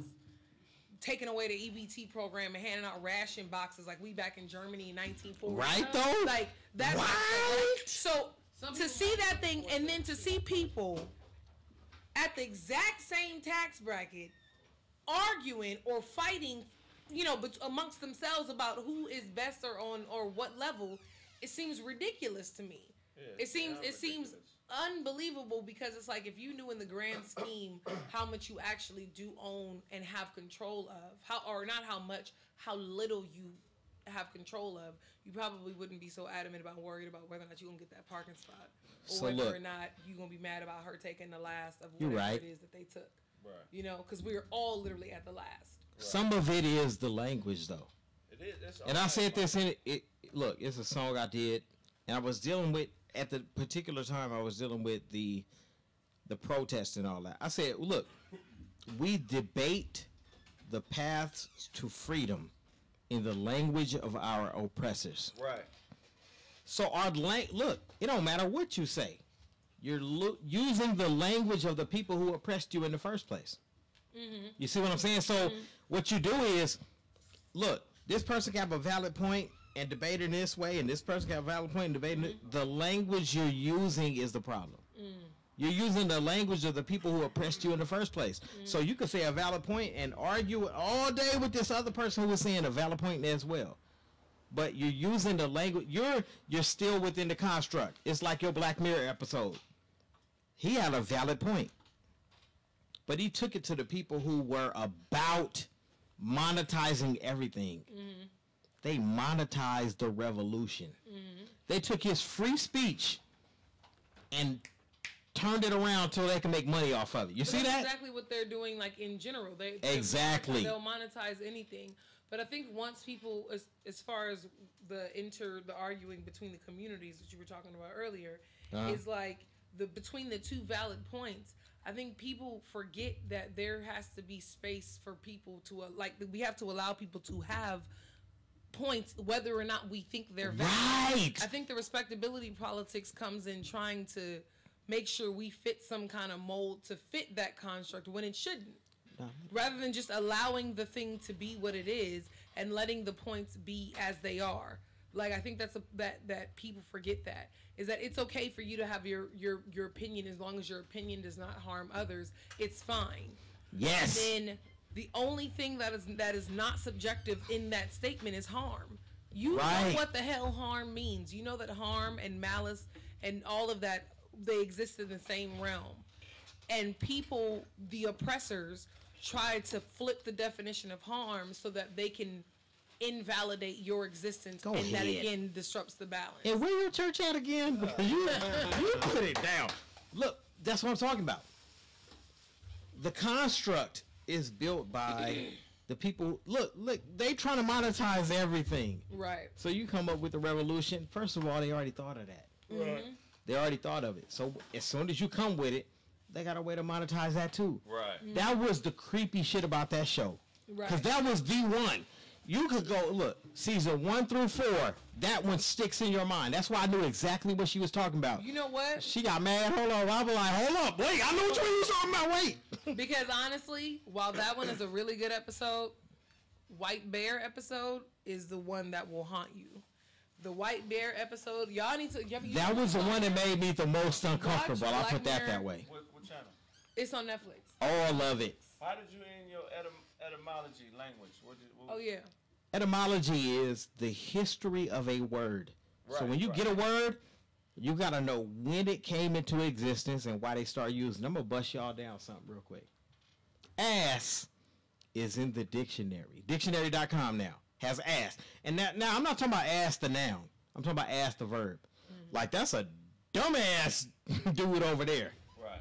Ass as an adjective modifier is in the dictionary now. You see what I'm saying? Because we've used it to the point where it is a part of the language. Right. You see what I'm saying? Now, when you deal with dictionary.com, the shit will give you the Merriam-Webster. It'll tell you the history. Oh, this shit came into the existence in the 1700s. What we have to understand is that we create the language. Right. You don't get no dictionary and it tell you what to say. You say some shit because that's the cool shit to say. I'm gonna talk. Look, if I'm talking to B right here, I'm gonna tell her all type of shit. 80% of the world ain't gonna understand what the fuck we talking about. Right. It's between me and her. When I talk to her, I'm not worried about nobody else. If it's a real conversation. Right. You see what I'm saying? What happens is when they hear us say something, however many times, they decide, oh, okay, wait, that means some shit. Let's put it in the dictionary. That's what I'm saying. That's the shit you're talking about. That's why that Black Mirror episode messed with you. Right. It's because they took some shit. He meant that shit from his heart. First of all, he loved that chick. It don't matter if it was displaced, if he loved the wrong chick. None of that shit matter. He loved that chick. He wanted for her the best. Right. Now she just wanted better than her situation. You see what I'm saying?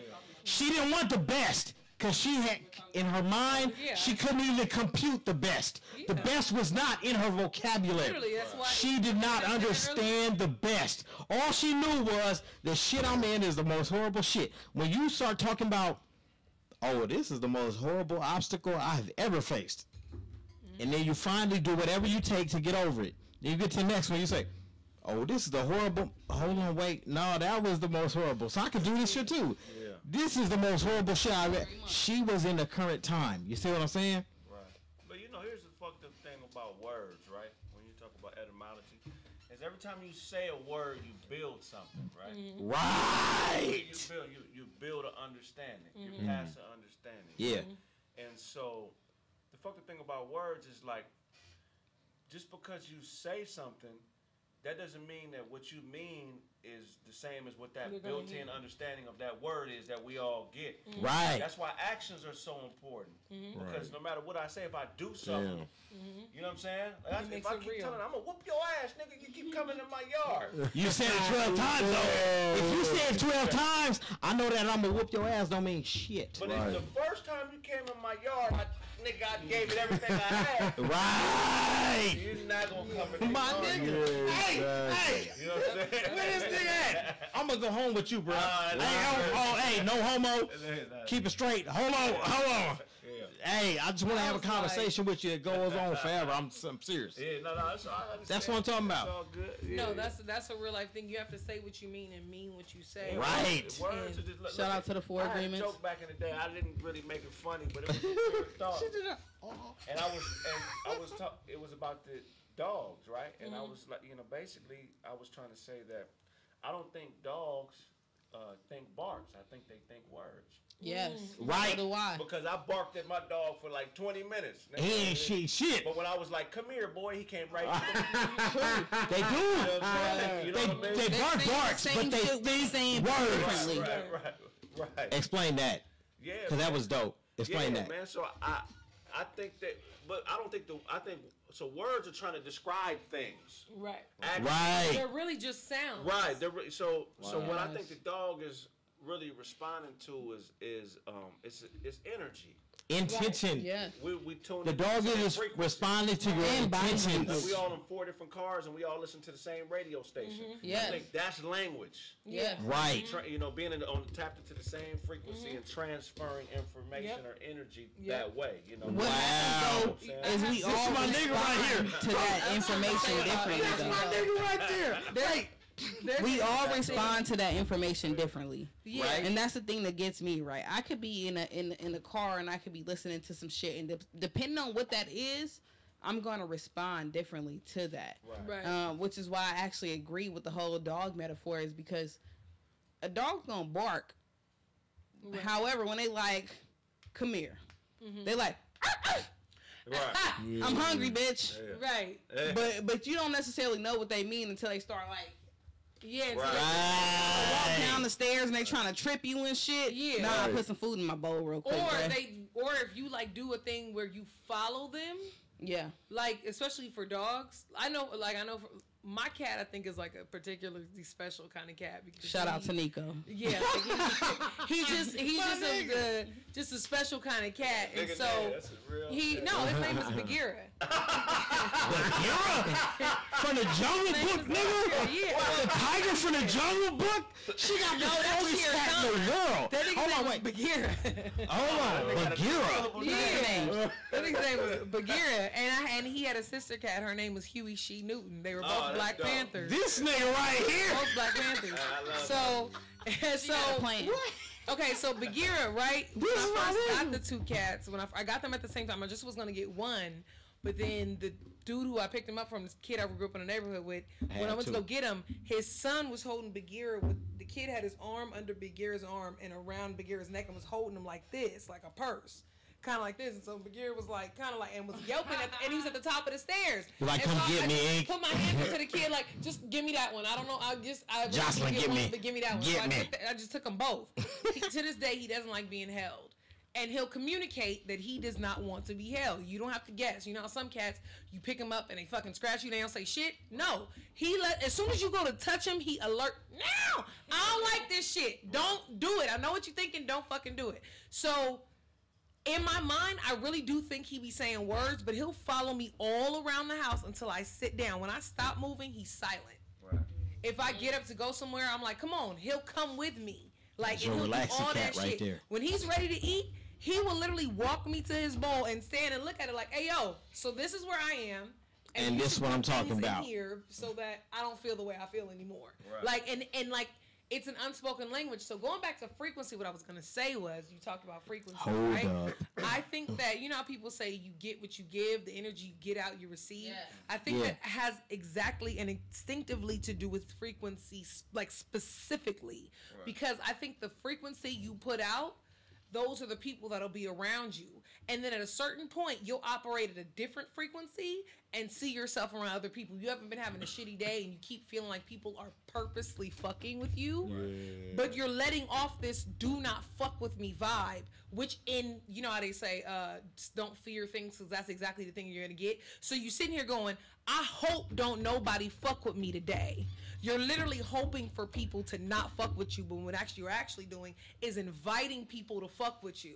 So people coming in your space, they cutting you off in traffic. Just the frequency. Yes. the frequency is being sent off in the air, and that person driving the car goes, I got enough time, and they jump out in front. Yeah. Can I say, I just noticed we just been talking about hella real ass shit this entire time. Real ass shit. Oh shit! Music and Real all. ass shit. We talking about music a little bit, but no, I say that we've because been talking about whole ass experiences and shit. Oh yeah. Hey, did This is what it's like, people. Music is real ass shit though. it is real ass shit. This how this go. You watch a movie. You don't pay attention to it fully, but the music adds to every scene. Right. They have little scene music. I'm not talking about a montage where a whole ass song plays.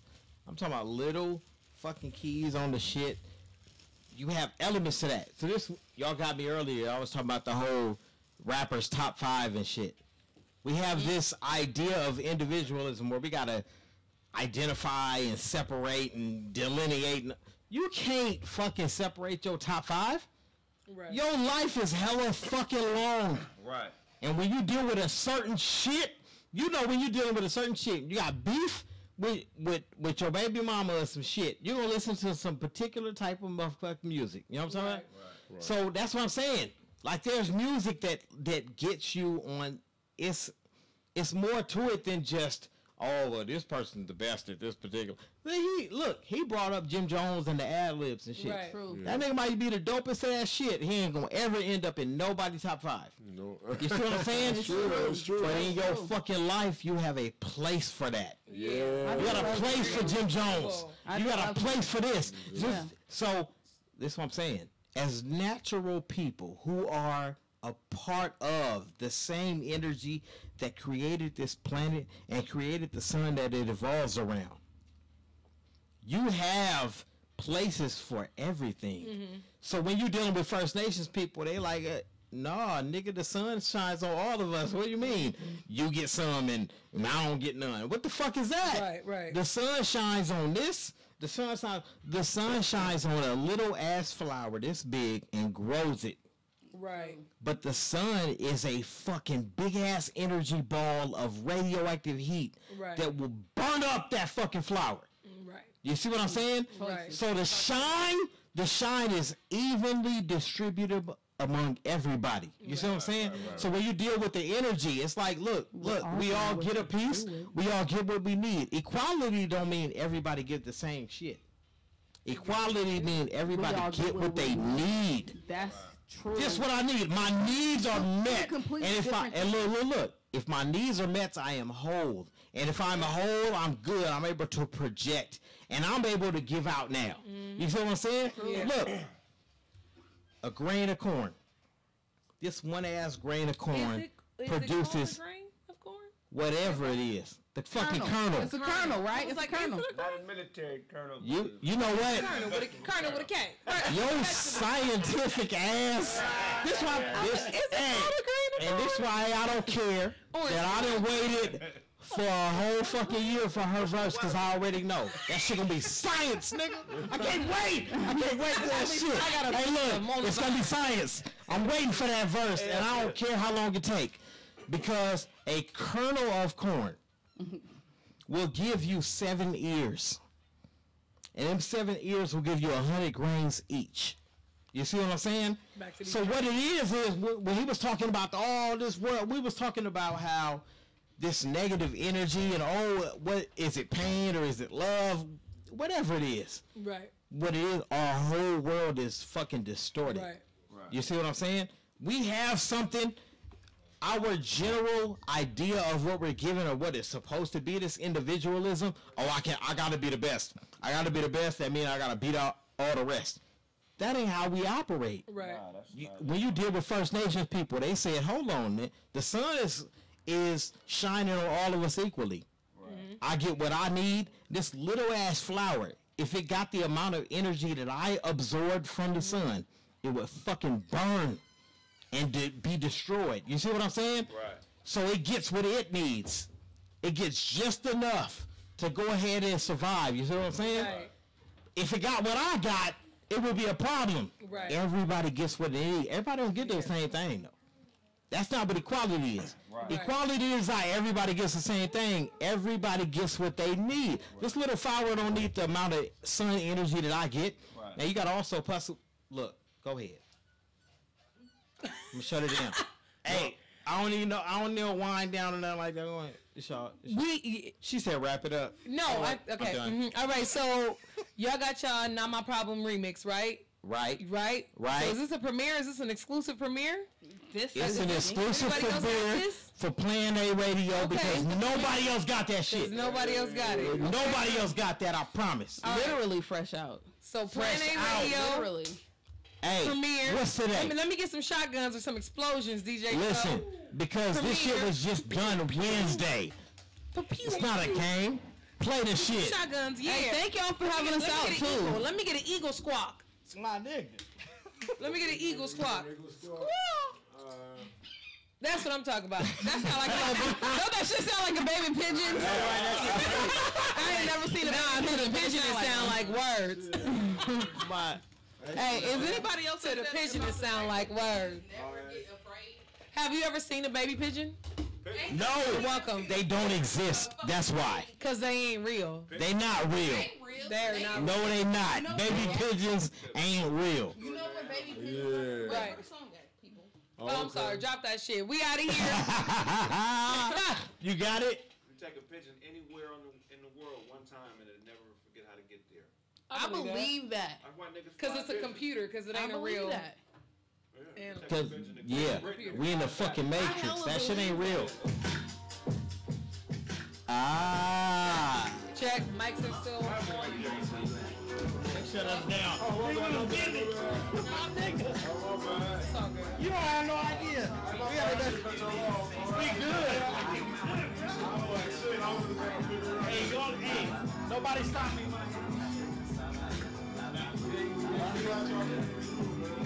They say he think he too. I say, yup, I can't be older. I'm not worried about the things. I just brush it off my shoulders. I just gotta keep it smooth like the motion of the roller. All the opinions that matters is my sons and my daughter. You know your mama's pretty cool. I can't even say you need to say the drama for your mama. She ain't from you and you either. You should know well in the future. I got selective information that I'm just moving to the drum like general anesthesia.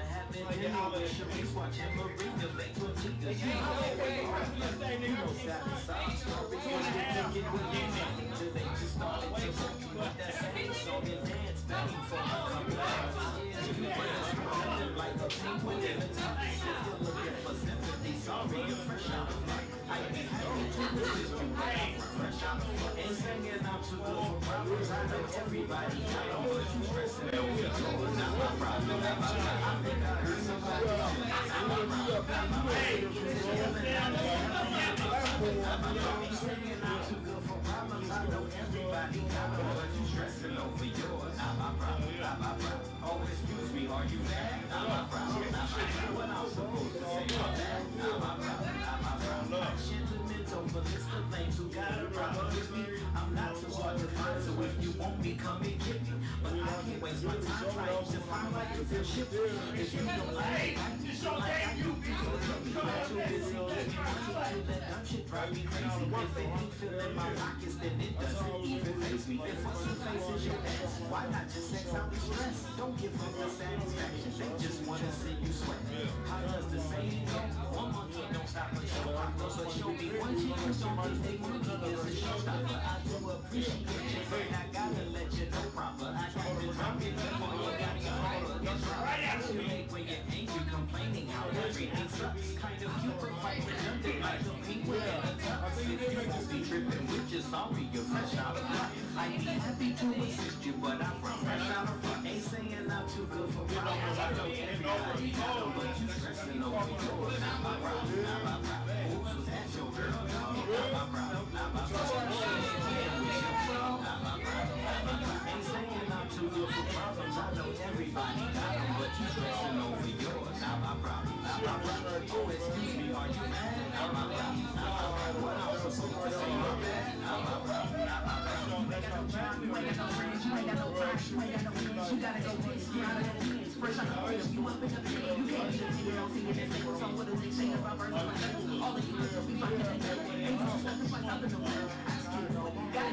See my mama, always complaining. That's on my mind. My mama, she really that line. That's okay, that's okay. behind. Think about it, we but I love the see, we're all born with the good. You got to don't have time to go because you always make excuses. I'm just vibing to this music, moving, fucking with me tough. I ain't happy to assist you, but I like to shout. Sing it out to give me a hug too, nigga. I think I heard somebody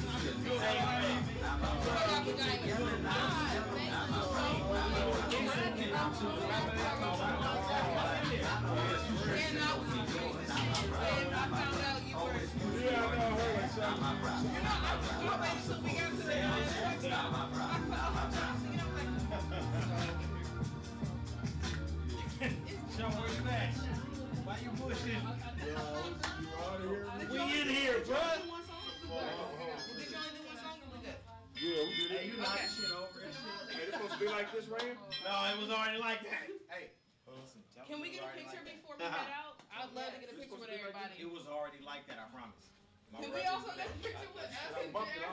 Oh, it's supposed to. Yes. How's it supposed to be hanging up? Shit, man, it's fixable shit. It still look like It's fixable. It's. Was it taped up? Hey, he nah, look like a pen was right here. Like, what the fuck? Like a pen, it was hanging right there. It just right there. Oh, yeah. That's all it was. That's all. That shit crooked as shit. It's back on now. Man.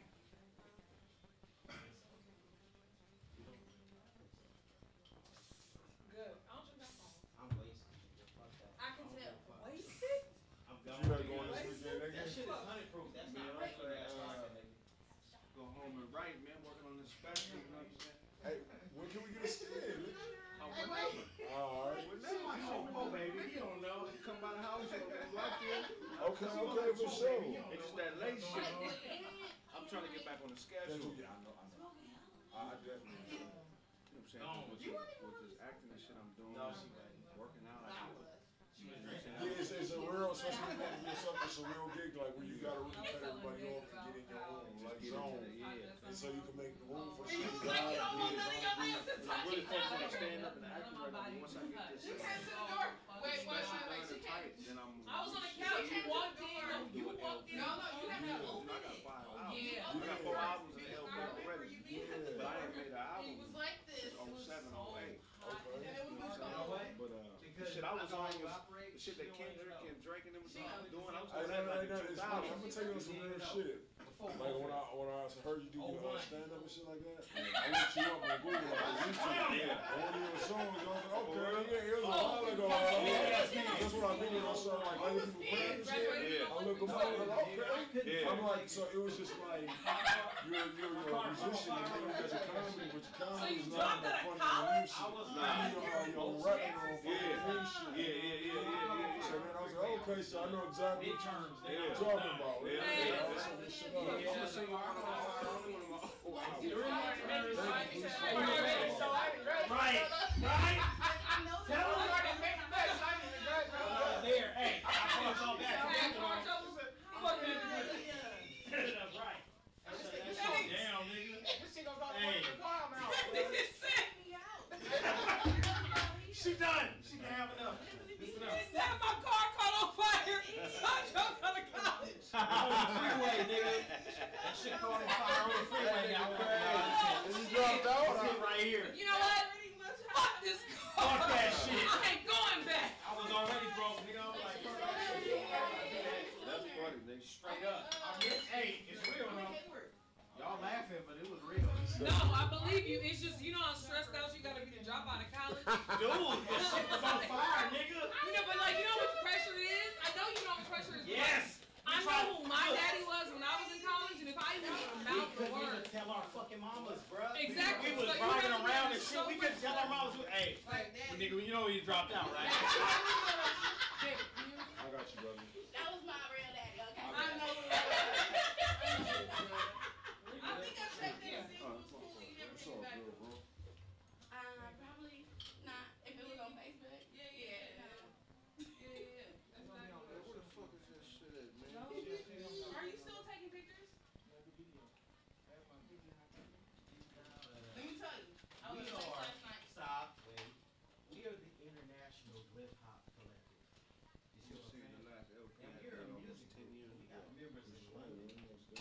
Detroit, LA, You send me music? and the Bay Area. I would like to say You gonna get a all song that is with? actually Come true. on, come on. Very You know, true. you know, You know, ADD gonna the produce the video. You don't want to fucking You know, ADD gonna produce the video. Ah, But man, real life though. Kraig. How do you like it? Y'all about to do It's that? cool. Why I not? ain't got no complaints. They paying y'all yet? Just enjoy it. I mean, they Or pay, no, but am I not like, tripping? Did it start off as photography? I'm not tripping. not like, you know what I'm saying? Okay. Not like they should. Think we're doing better. Do you enjoy that more? Okay, good. Where you at? You here in LA? Hold And on. when they start out back up to go back in on it. Yeah, This is all This is all Listen. What you say when they what? When y'all going back in there again for International the bag Hip and Hop shit. Collective has I'm a not photo sure. shoot Yeah. March 4th. Is that Friday? What is it? It's a Sunday. Sunday, March 4th. I'm off on Sunday. Oh, you have to watch the old seasons and shit. Yeah. Hell yeah. Across from the BART station, it's a mural of a head. We're gonna do a video I just sent it to you. I want to see when it come out. Like on your, with Man. all the BART band, all the BART instruments. We're gonna do a video and everything. We got several photographers already But coming. it's tiny. Several photographers, like Is four. that still kid sizes? Okay, four Do we photographers. kid sizes? We're gonna do a picture of this mural. You said what? Hey, this is strategic. I said no more short niggas. My kids playing varsity. Fuck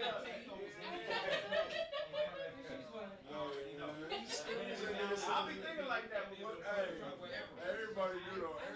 So, straight up. Hell yeah. I want my nigga to be a problem for a grown man as well. You square up, but they gotta really be focused. And on some Cat Williams shit. Hey,